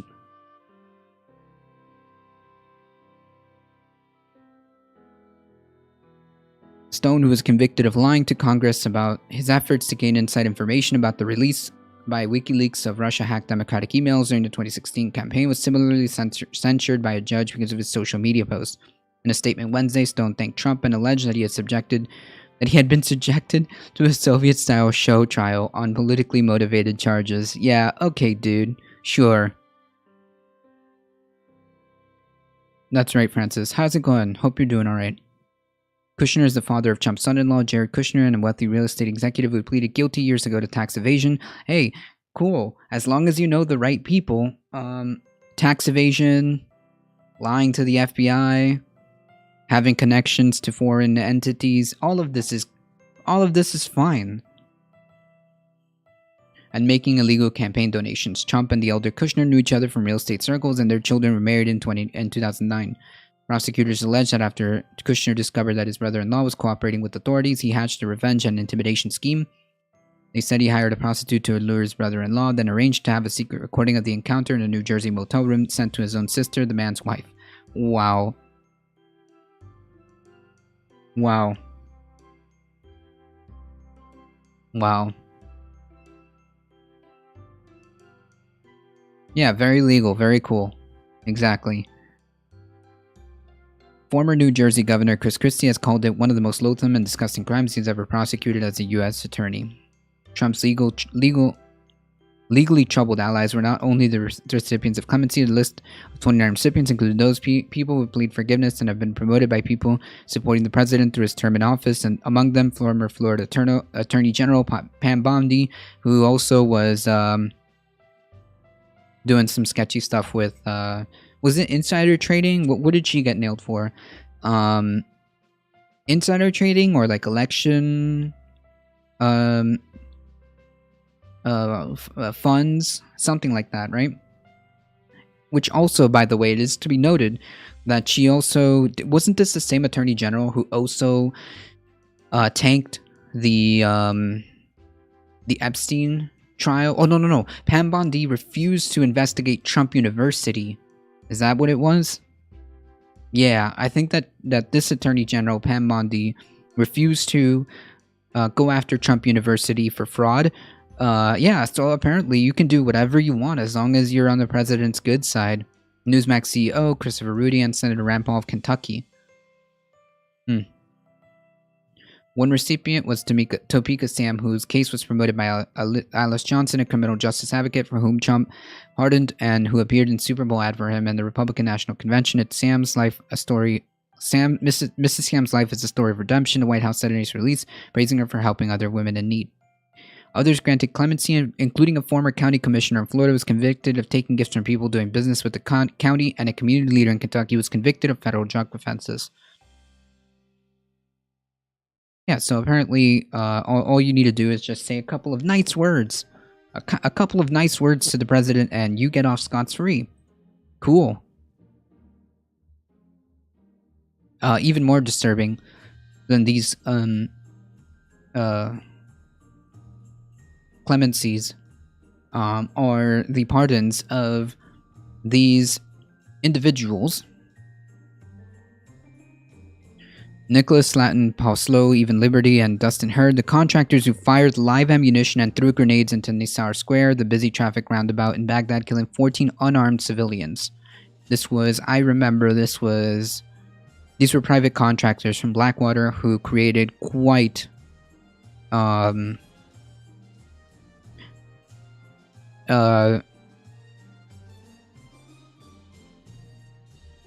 shock. Quite the shock back then. These private contractors literally committed war crimes. These are like slam dunk war crimes. And hey, I guess you can I guess you can be scot-free off that too. All of that, these are things that make sense, correct? In 2016, IRS determined that donation to Bondi's PAC violated laws against political contributions. Oh, yeah. So there you go. That's what it was. Yep, so yeah, there you go. I knew it had something to do with political contributions, but she also had something to do with taking a pass on prosecuting Trump University. I'm pretty sure, unless that was the other Florida Attorney General. I don't know. There's so much corruption around Trump. It's not even close. 4 guards from private security corporation Blackwater Security Consulting, now known as Academy. Cool. So you just get a cute little rebrand and it's all good. Have been sentenced for committing war crimes in Iraq in September of 2007. Slatton, Slow, Liberty, Hurd fired live ammunitions and threw grenades into Nisar Square, a busy traffic roundabout in Baghdad, killing 14 unarmed civilians. Slatton was charged with murder and sentenced to life in prison. Slow, Liberty, and Hurd were all sentenced to 30 years plus 1 day in prison, charged with manslaughter and attempted manslaughter. What might seem frightening to most of all is that the 4 men considered themselves innocent and acting in self-defense. Despite UN and even FBI investigative reports concluded that the 14 victims in Nisar were just killed without cause. These are legitimate war crimes.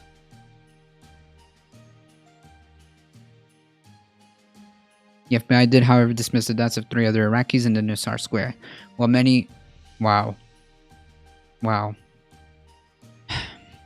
human rights organizations and investigative journalists have applauded the court decision, they've also claimed that it's a partial justice solution, given that Academy was not charged as an organization. Yeah, explain. Okay, why are there private contractors doing like the military's work? I mean, nothing could possibly go wrong, right? I mean, oh man, this is so bad.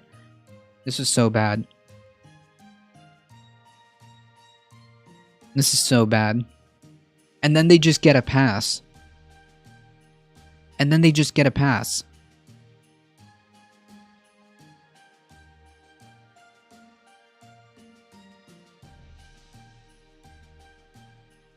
No problem, Malio. And then they just get a pass, just like that. I mean, did they give Trump like campaign donations? Like what? Did Academy give them campaign donations? Like what?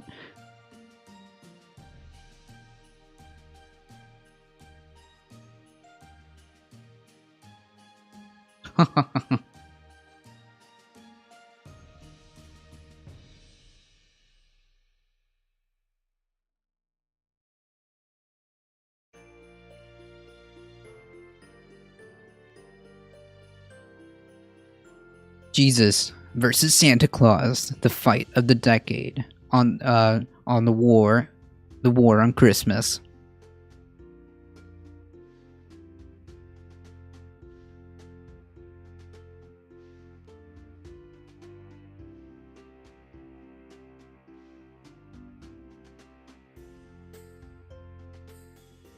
Cast your votes now.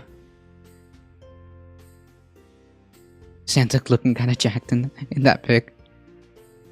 But like, Jesus has magic. Well, I guess Santa has magic too. I don't know.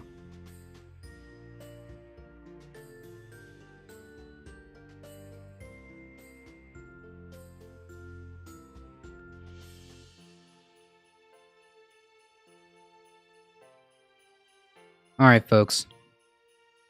This is really what I wanted to make sure I got through this. Yeah, just casually the president pardoning war criminals, casually the president pardoning people who covered for him during the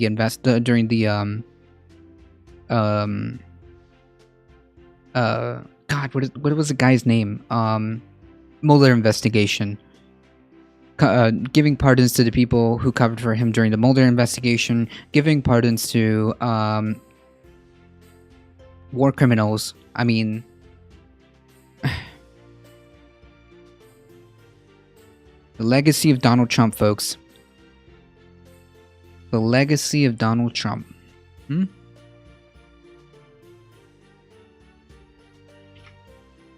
The legacy of Donald Trump.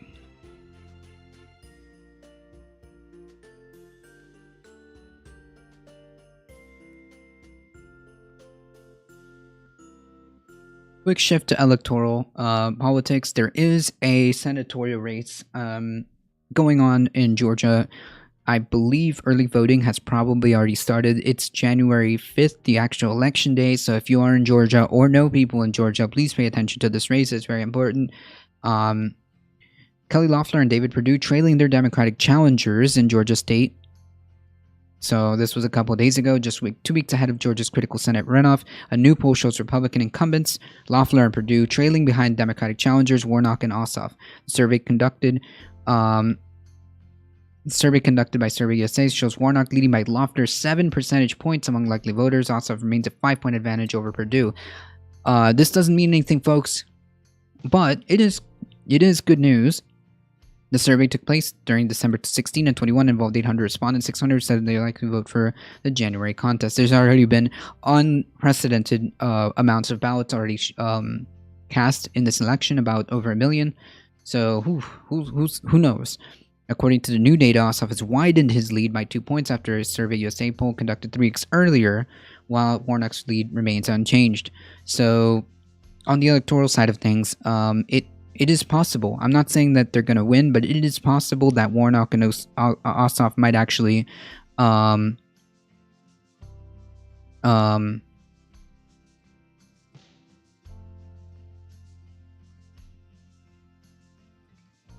it seems like Warnock and Ossoff might actually they have a chance. They have a chance of pulling this off. Some attack shit going on about Warnock beating his ex-wife and running over a foot or something. Yeah, I don't know.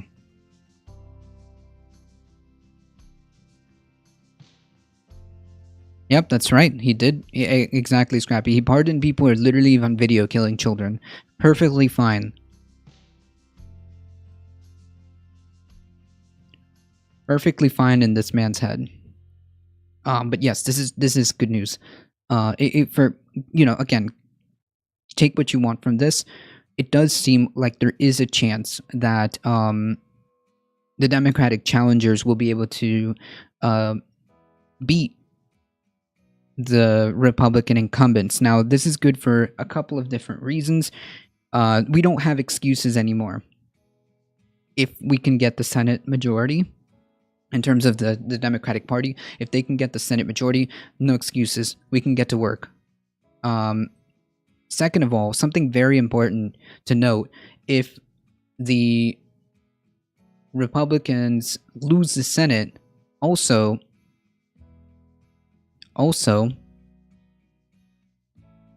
Mitch McConnell is not majority leader. So keep that in mind. Mitch McConnell is not majority leader anymore if that happens, okay? Removing him as majority leader in that position is already a net win in electoral politics, right? It's just a net win. I know may or may not be ideal, but we can't deny the fact that relieving Mitch McConnell of the majority leader position is we can't deny that that's a net good. So absolutely, it is imperative, if not for anything, it's just to get rid of the majority leader position away from Mitch McConnell. Exactly, Chai Bureaucrat.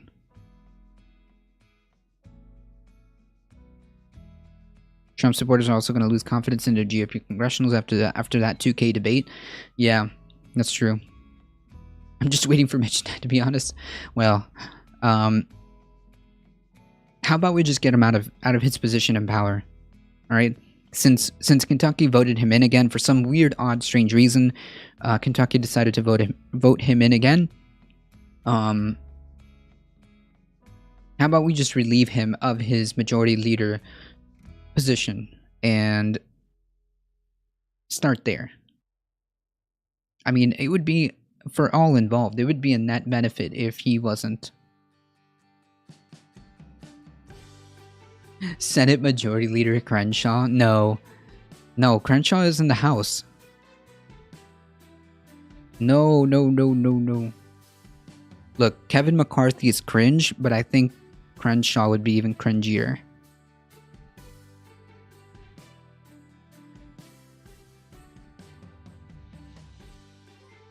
Thanks for the follow, Caliban.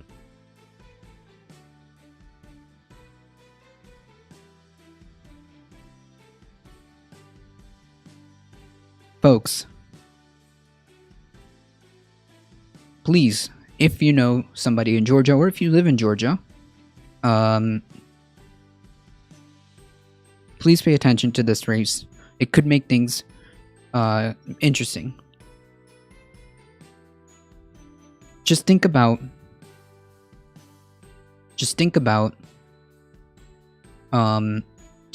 Mitch McConnell losing his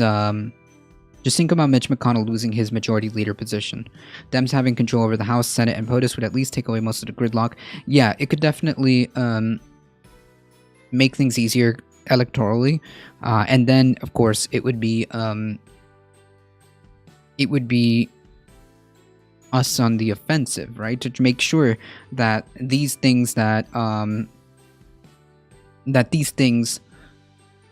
get done, right? Because, like, again, the biggest test for the Biden administration, if they manage to get, if these things hold and they manage to get the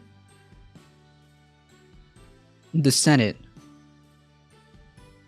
some of the stuff that the Biden administration has talked about in rhetoric needs to come to fruition, right? And if this will be the test for the Biden administration, if the Biden administration does not improve the material conditions of the people, and if the Biden administration doesn't deliver real, palpable results, we could see some disaster coming up in the future. So it's imperative that we get palpable results, right? Like, we need to focus on getting, number one, the coronavirus under control. We need to improve the material conditions of people. That includes getting rid of, or at least shaving off student debt. I would even say start working on getting rid of medical debt. Biden's proposal of revamping infrastructure in a green manner doesn't need to be something on his website. It needs to become reality. To provide jobs and to also move in a more green manner. All of these things that he's talked about, that's on his website, needs to start becoming reality. These are things, some of these things that I think that if he really wants to do, needs to be moved. And if the Democratic Party has the Senate, then they need to get to work as quickly as possible. The first thing they need to do is continue to push for coronavirus relief, get this coronavirus under control, get the economic thing under control, and then start working on climate change. That's what I would do as the Biden administration, or what I would like to see from the Biden administration. Ideally, I want them to focus on the coronavirus. I want them to focus on economics and raising the material, improving the material conditions of people, and immediately start to tackle climate change in any way possible that they can.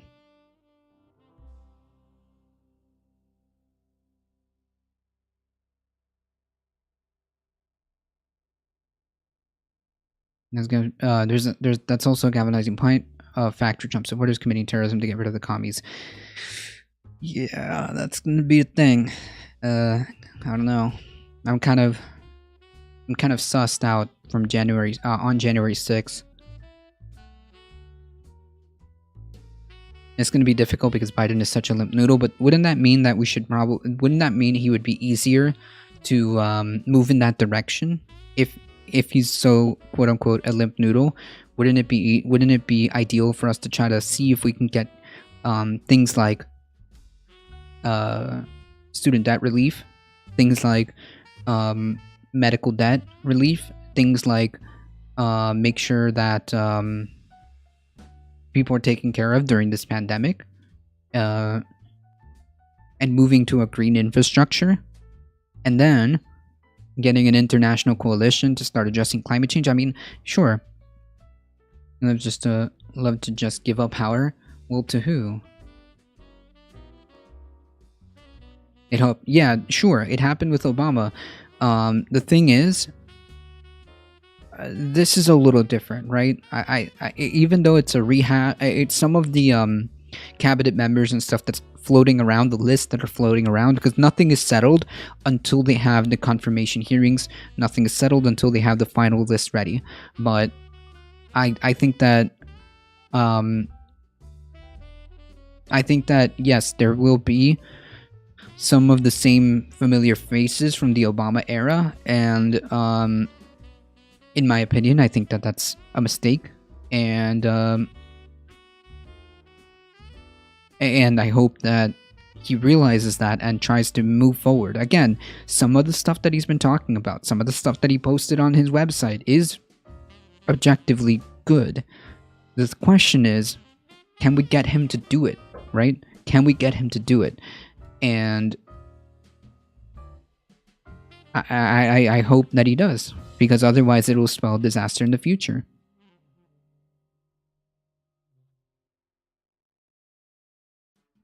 They give concessions to GOP when they both have the Senate House. It happened with Obama. Yep. Obama said the reason he did so many drone strikes was that the Republicans wouldn't call him weak. Yeah, wasn't that in his was that a video, or was that in his book? Where was that posted from? I know he said something very similar to that. Was that on his book or on a interview?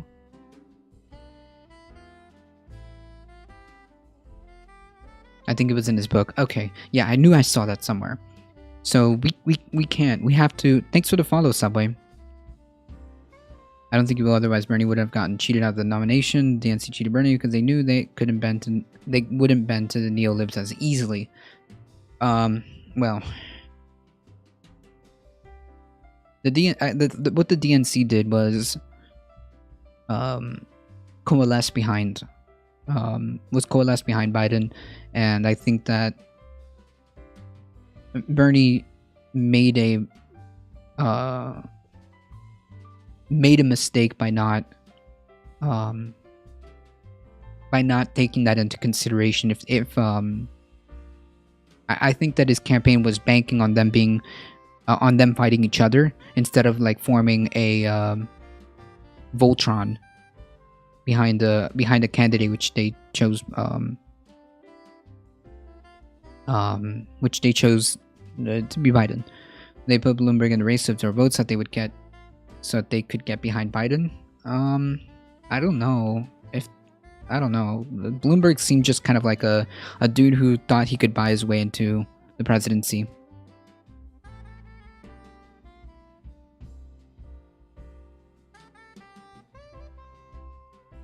I honestly think that Bloomberg was just there because he thought he could buy himself, or he thought he could buy himself way into the presidency. Wait, this channel is sponsored by Raid Shadow Legends. Yes, it is, for the time being. ! Raid if you want to support the channel. Did Raid Shadow Legends sponsor a political channel? They sponsor all channels because it is a universal thing that you can opt in if you're a streamer.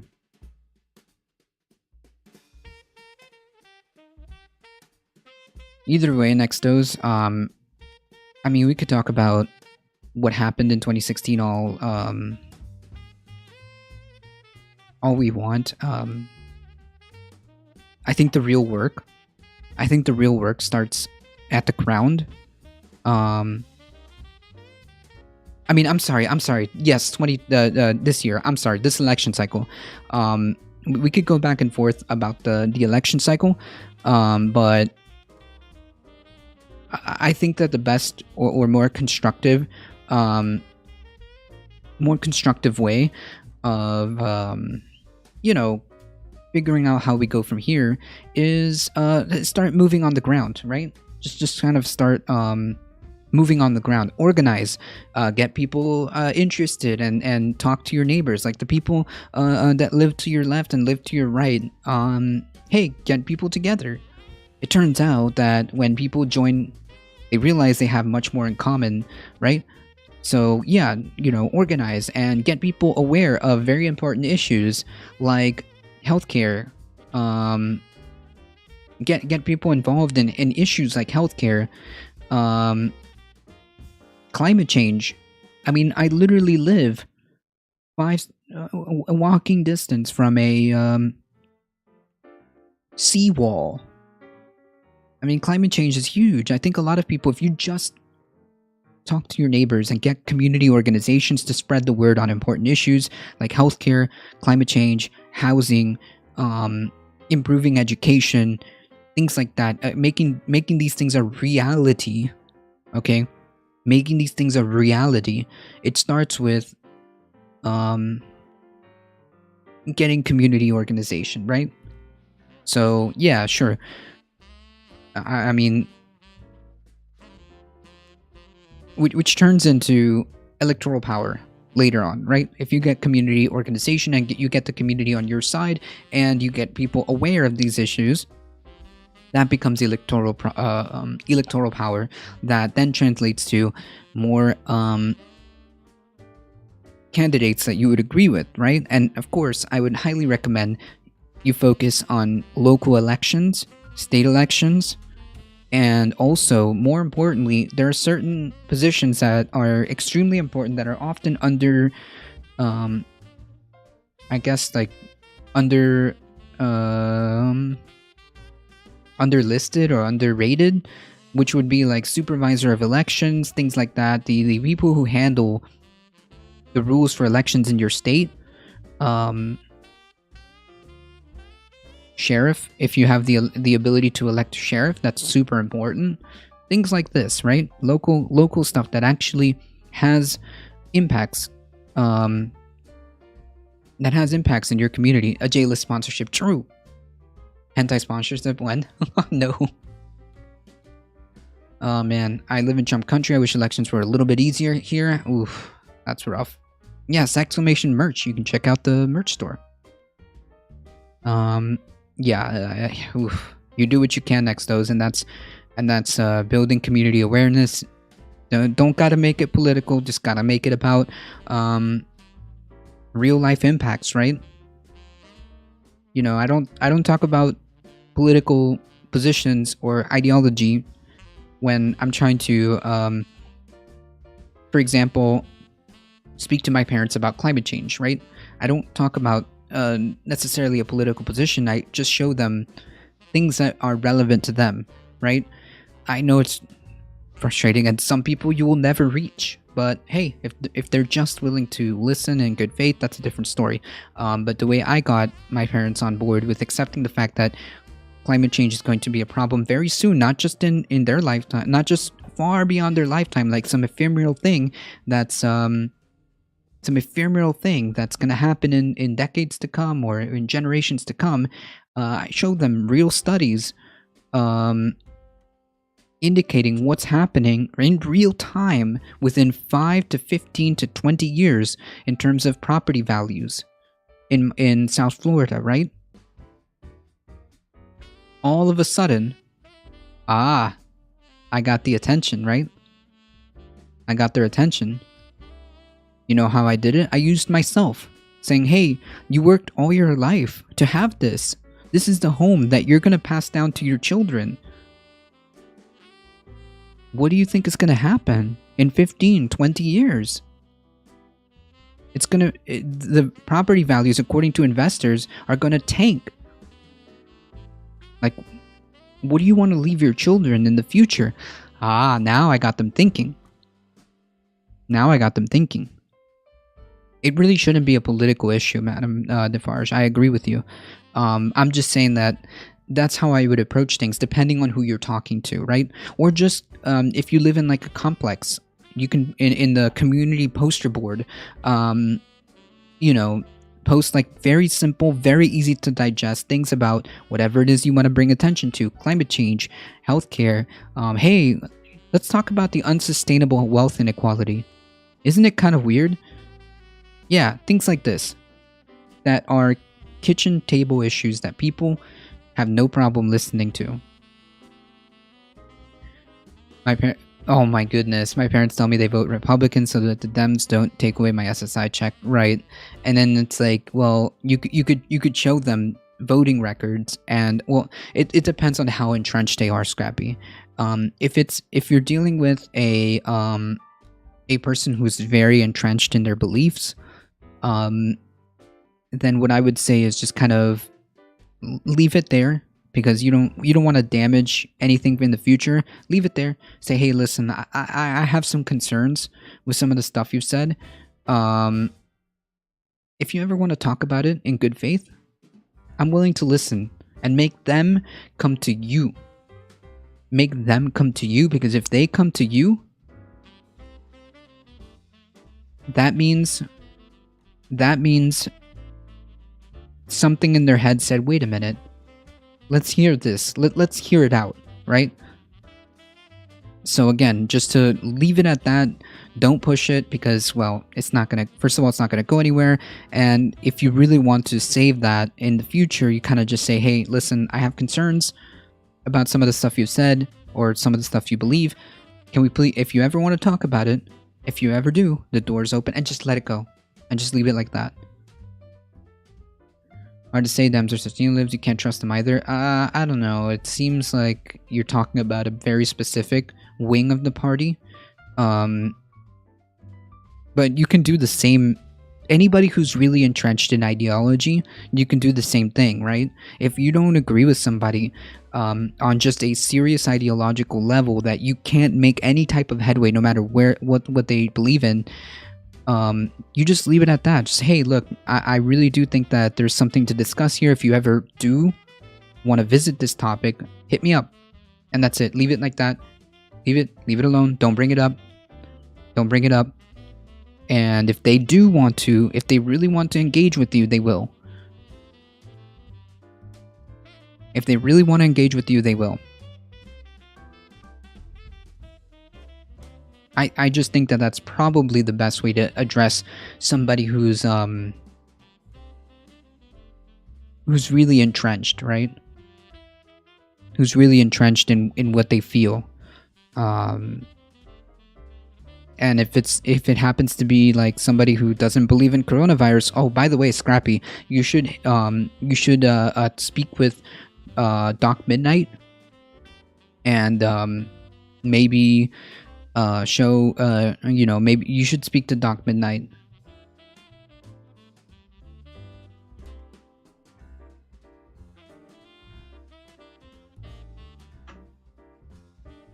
If they're not, if they're not believing in coronavirus, and it's something so real, so legitimate, I mean, this is living in an alternate reality. So I mean, how do you reach these people? Well, sometimes you can't, so you just kind of have to leave the door open, and if they want to come over, they will.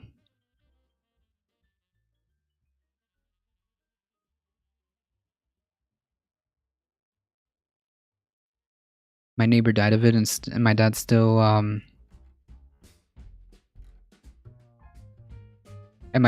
doesn't believe in it. Wow.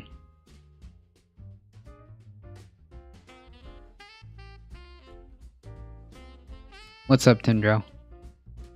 Mostly because this is all moot because there are years before the next election. No. Well, in my opinion, The work starts. The work goes on right now. The work goes on right now. Community organizing, getting people engaged in local elections and local politics. And hey, you know, if you have the option, you run. Hey, you run for city council. You run for state representative. Make the change if you can, or if you're one of those people that are willing to.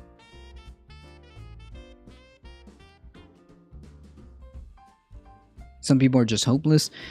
Yeah, they're just too lost in, like, they're lost in the sauce, and you don't want them to go even further. So instead of pushing it, just